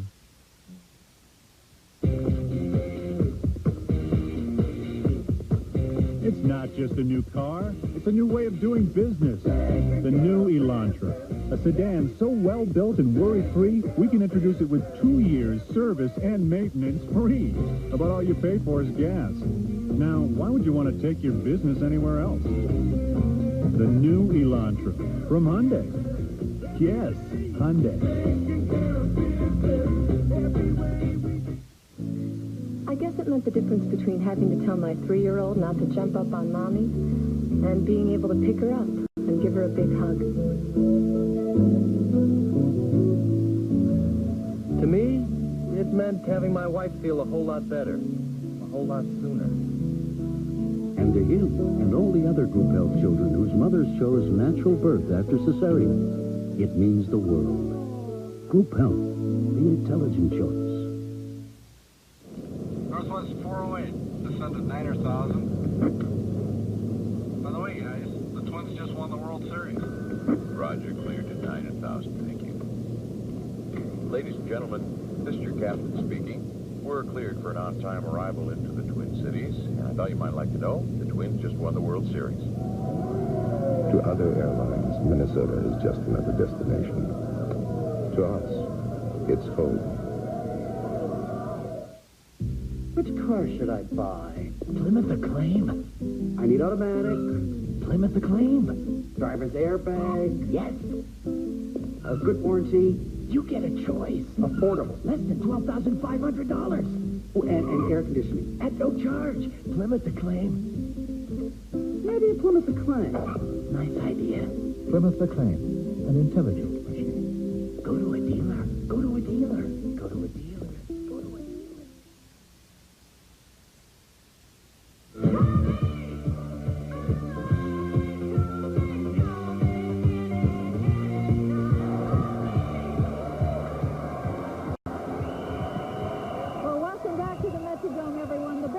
Season may be over, but these folks can't get enough. Oh, the party's just started. Yeah, it is incredible. These people, well, they are not anxious to go anywhere, and I have a feeling they're going to be here for many hours celebrating this incredible victory by the teams tonight. I hope the 1,500 or so fans from Atlanta got out safely before this started. Well, they snuck out. I wonder how many of those Tomahawks are left.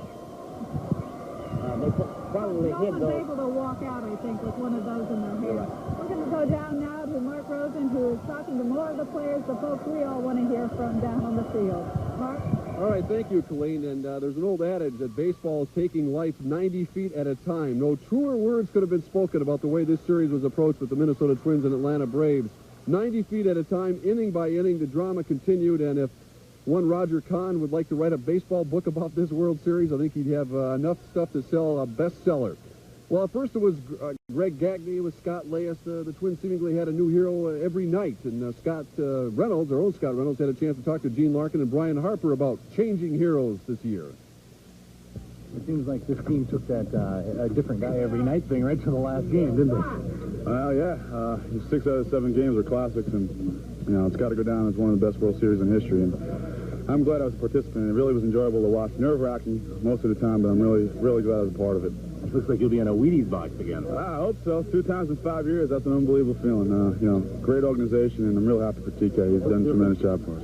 I talked to Terry Pendleton. I think it was in the 9th inning or something. I said, why don't we just call it a tie and quit? Because I think it was either the 9th or 10th, and he just kind of laughed. And it was just a great game. The Braves have nothing to hang their head. They're a great team, and we just fortunate enough to score have the last at bat.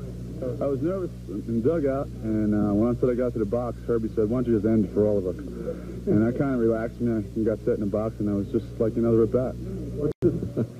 Gene Larkin, who I'm sure won't sleep tonight, and you talk about the respect these teams have for each other. It was incredible. And Mark Lemke, in fact, who was very close to being series MVP for the Atlanta Braves, I think is very typical of what we saw over the last week. A guy who no one had ever heard of until this World Series, a man who came oh so close to helping win this World Series for the Atlanta Braves. And our hats off to the Atlanta Braves organization, the players, the fans, who made this the best World Series that I certainly have ever seen and maybe will ever see. Donna Kleen? Thank you very much, Mark. You're right about Mark Lemke. This kid, a lot of class with him. And what was nice about him is that he loved the game of baseball. He was just glad to be here. That's where all the members of both teams. I mean, what an incredible series we all witnessed. Twins pitcher Jack Morris, as we told him before, of course, is a hometown kid. He grew up in St. Paul and graduated from Highland Park Senior High School. So we wanted to make sure we got some feel for how the St. Paulites are doing tonight while watching the game. And Trish Van Hilton is going to join us now. As if we couldn't guess how they're feeling. Donna Colleen, nobody has more reason to celebrate than the people of Highland Park. We are at Nick's Nook, a neighborhood bar in the neighborhood where Jack Morris grew up. And it's interesting, every person here at the bar watching the game tonight went to the same high school Jack Morris did. They watched the game very carefully all evening. It was a long evening, but in the end, they celebrated. And here's what that looked like.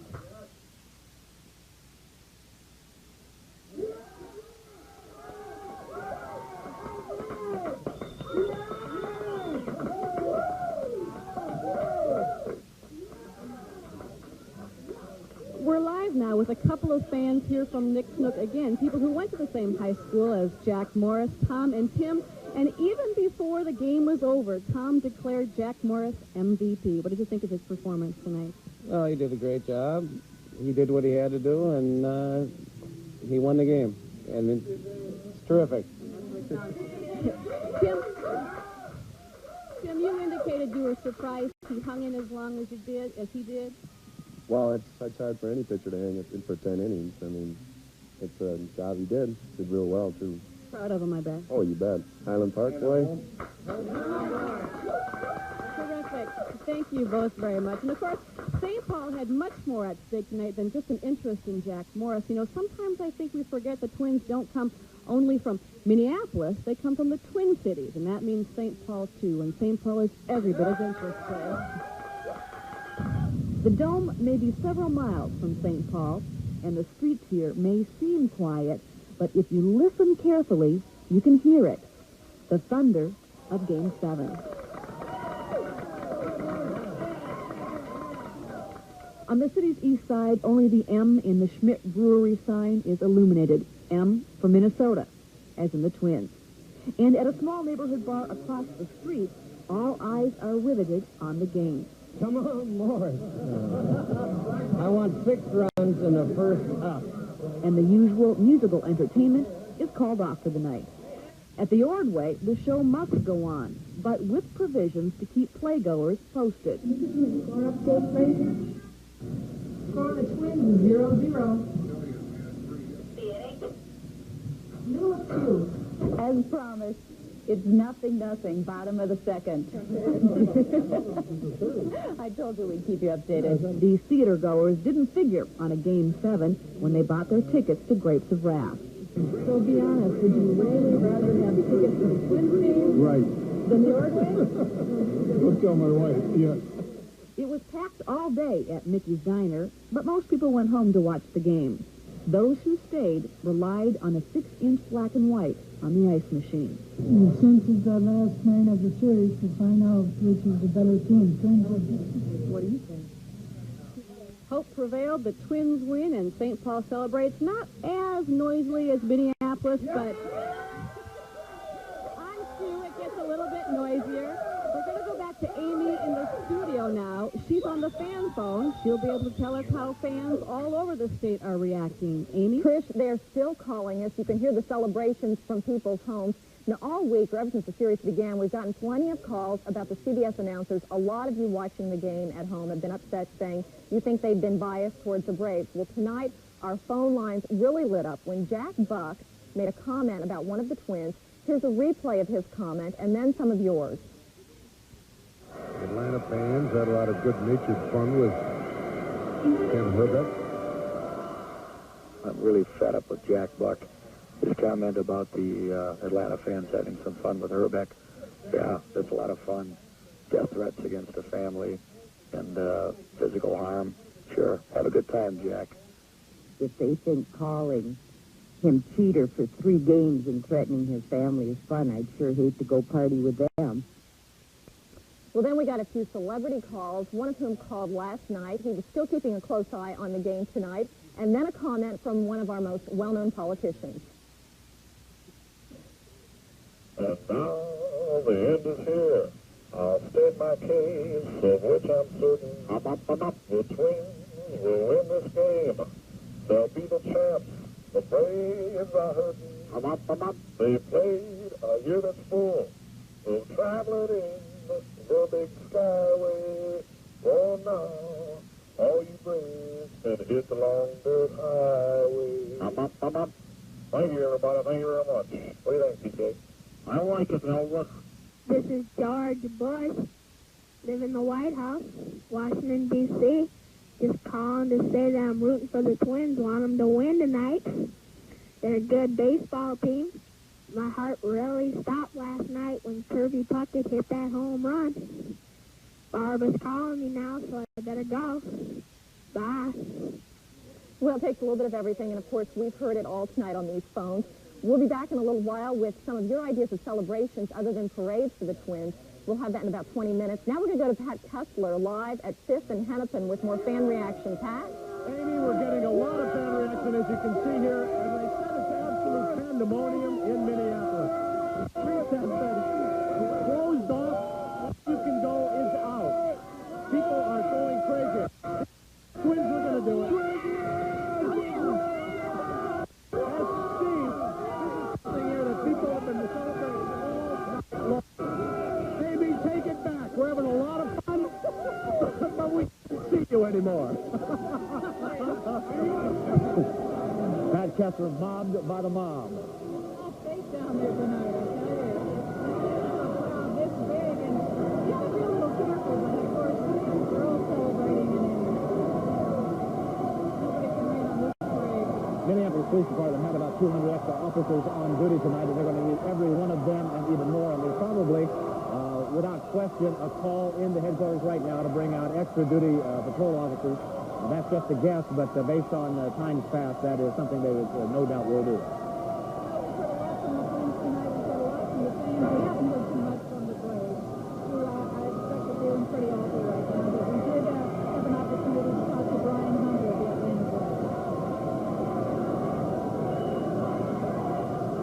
With Brian Hunter, the outfielder who watched that ball sail over his head, and when Gene Larkin hit it, did you know it was deep enough that the game was over? Yeah, I've seen it all the way, and the farther I start drifting, the more I thought, well, even if I catch it, I ain't going to be able to throw him out, so I just said, forget it and just let the ball go.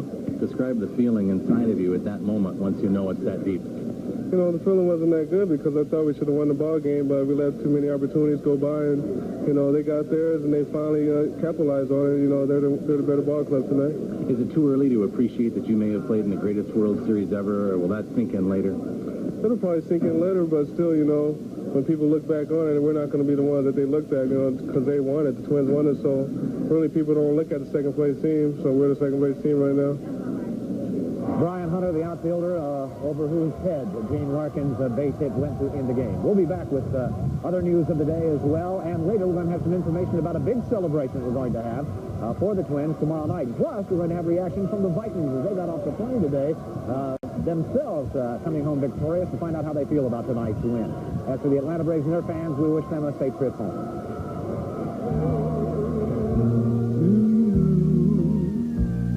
Until we meet again. Happy trails to you. Keep smiling until then.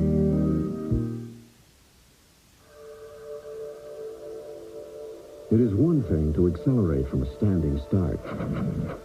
Quite another at high speed.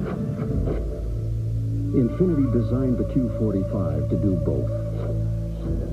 With a variable valve timing system so advanced, there is no compromise at any speed. Infinity has, for the first time, blurred the lines between luxury and performance. Inside, your smooth-running engine is a torture chamber. And under these grueling conditions, only one leading motor oil meets the world's toughest requirements for viscosity breakdown. Castrol, the only leading motor oil that provides maximum protection against viscosity and thermal breakdown. So use Castrol. Why make things tougher on your engine? Castrol, engineered for today's smaller cars. Available at Target stores. Everyday low price. I dreamed about work. I interpret that to mean my daily 3 numbers should be 925. My IQ is 176. Does my big brain say, you are a genius? 9! It says, knock, Puddinhead, play those numbers. Jump on a scale and go, see, I got up to 204. 204. Try it. Picking your own numbers, half the fun of Daily 3. Coming up on the 10 o'clock news, Matt Balow and the weather. Brought to you by NSC. The energy to make things better.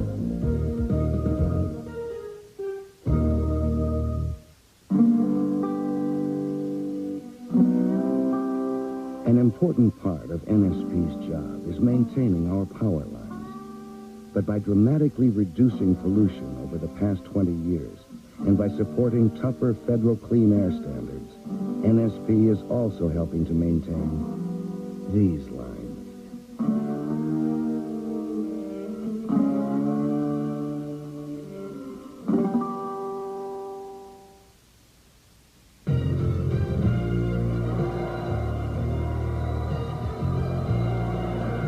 In every World Series, there's a winner and there's a loser.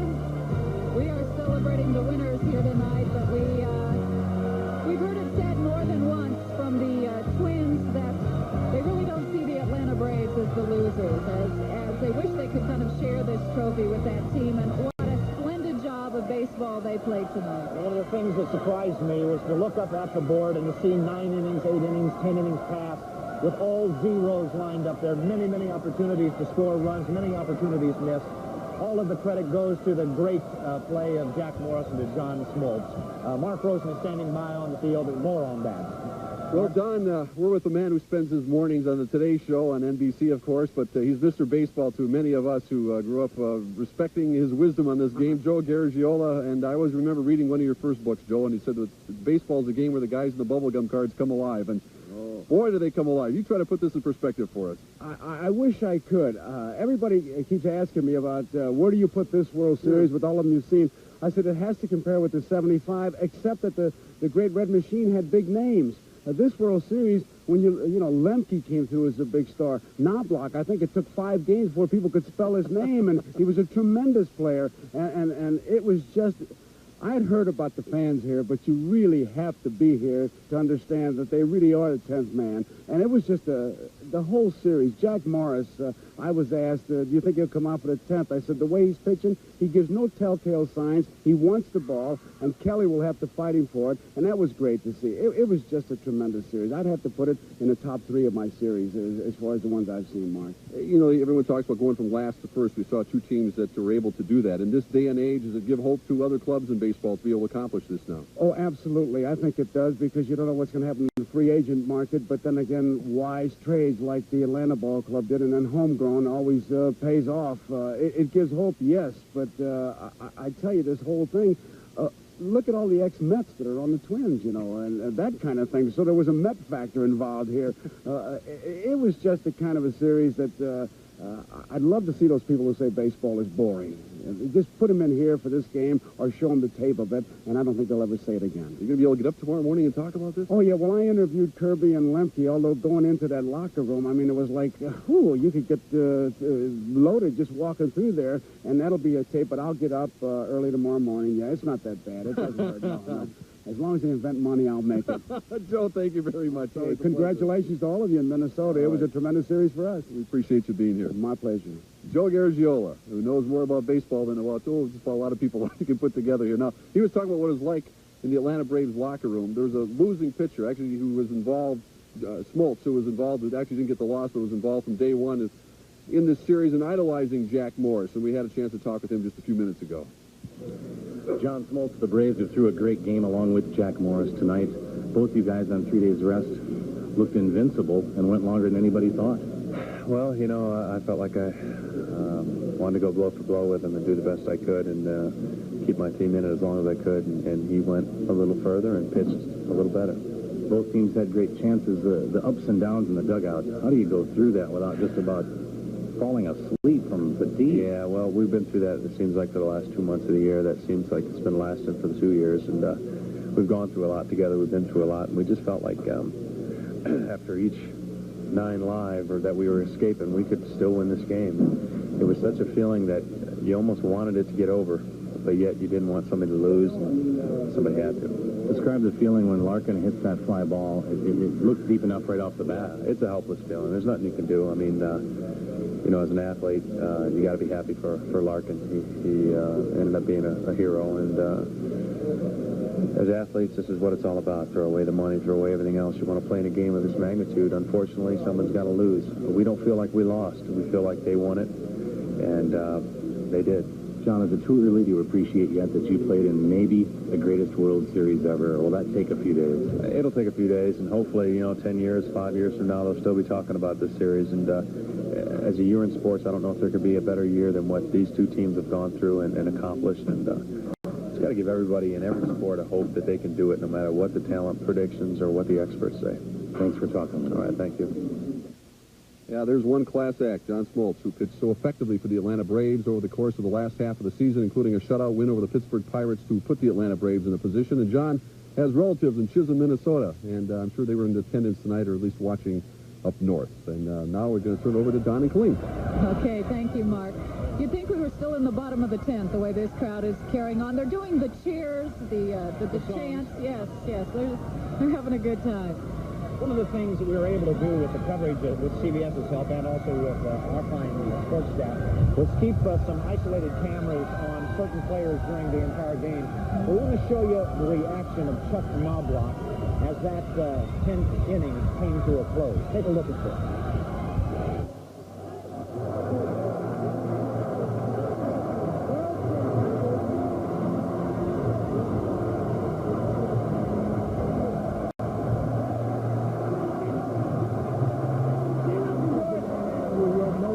Consensus Rookie of the Year in the American League. Absolutely no question.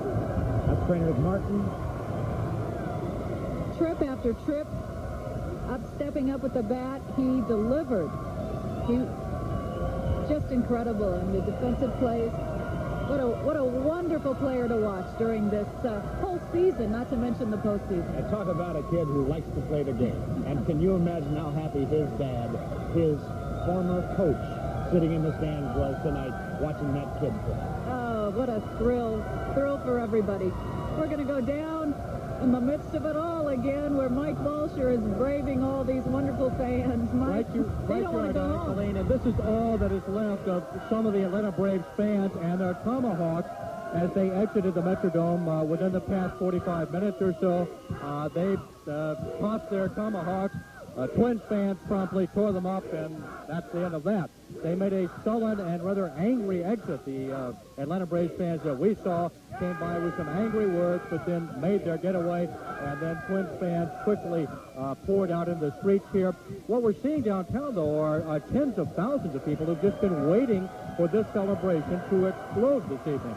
When I drove over here to the Dome, a lot of people were in their cars listening to the ball game, and then they certainly were in the bars and restaurants downtown. And when the final winning run scored, they poured out and now have come over here to the Dome. Most of the Twins fans who were in the game are gone, but many of these people are folks who've been watching the game in local bistros and listening on the radio. How about you, sir? What brought you down here? I just come down to have some fun, cheer the Twins on. Where did you watch the game? What's that? Where did you watch the game? I watched it from my dorm room. Yeah. How was it? It was pretty sweet. It was awesome. All right, well, the chant goes on here. We stop the chop. The party here will continue for a long time to come. Donna Kaat. Don, do you remember when we were in Atlanta the last night, that awful blowout game, and you said, boy, I'd love to come back here? Do you have my tickets?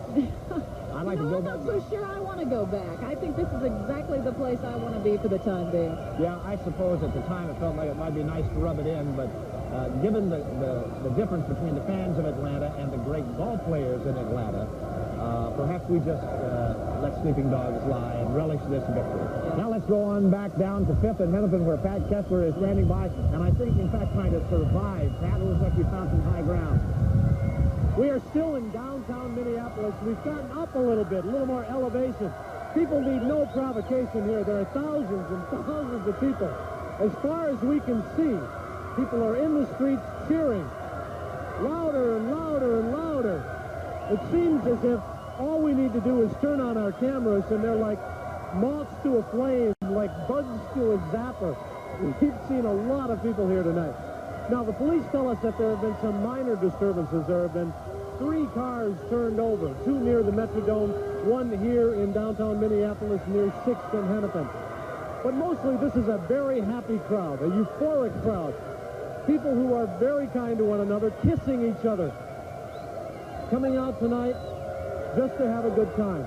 Now, the police tell us that it may look like a good time for the folks sitting at home, but they are not allowing people to come to downtown Minneapolis. In Bloomington or in any of the northern suburbs, if you come to Minneapolis, all the streets head out. So if you come to Minneapolis, you can't go anywhere but out. You see that car there on the way out.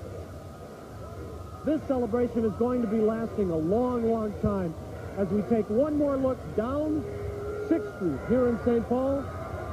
Don and Colleen, what do you think about that? You know, I think that's the first time I've ever heard that the city of Minneapolis was closed. Closed for business. Closed for business for the All time streets being. are one way. They got all the business they can handle tonight, I think, down here. We're going to take a quick break, but we wanted to let you see some more of the celebration going on inside the locker room with the Minnesota Twins.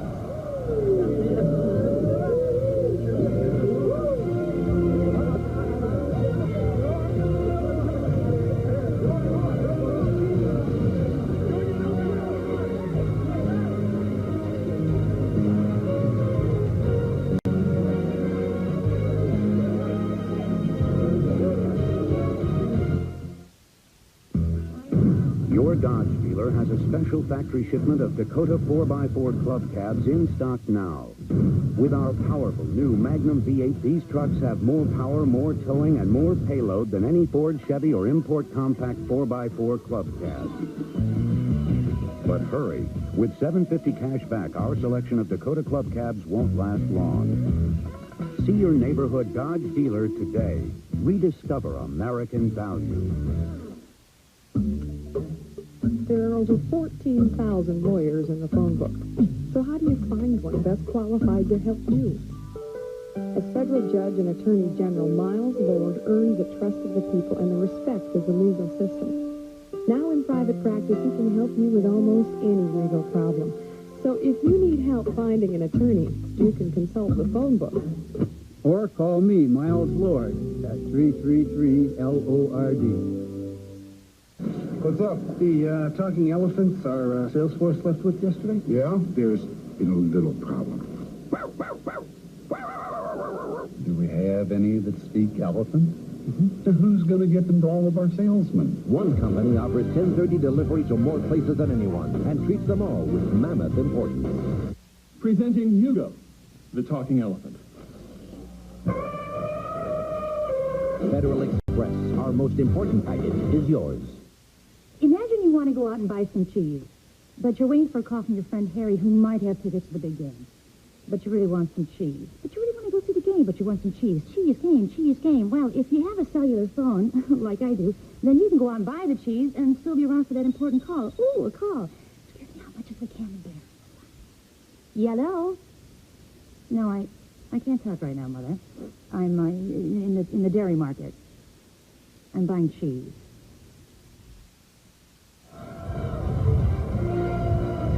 Welcome back to a jubilant downtown Minneapolis. All of the state of Minnesota is celebrating tonight, and all the states around our region for the incredible world champions, Minnesota Twins. It is a very chilly, rainy, icy night, but I don't think these folks feel a thing.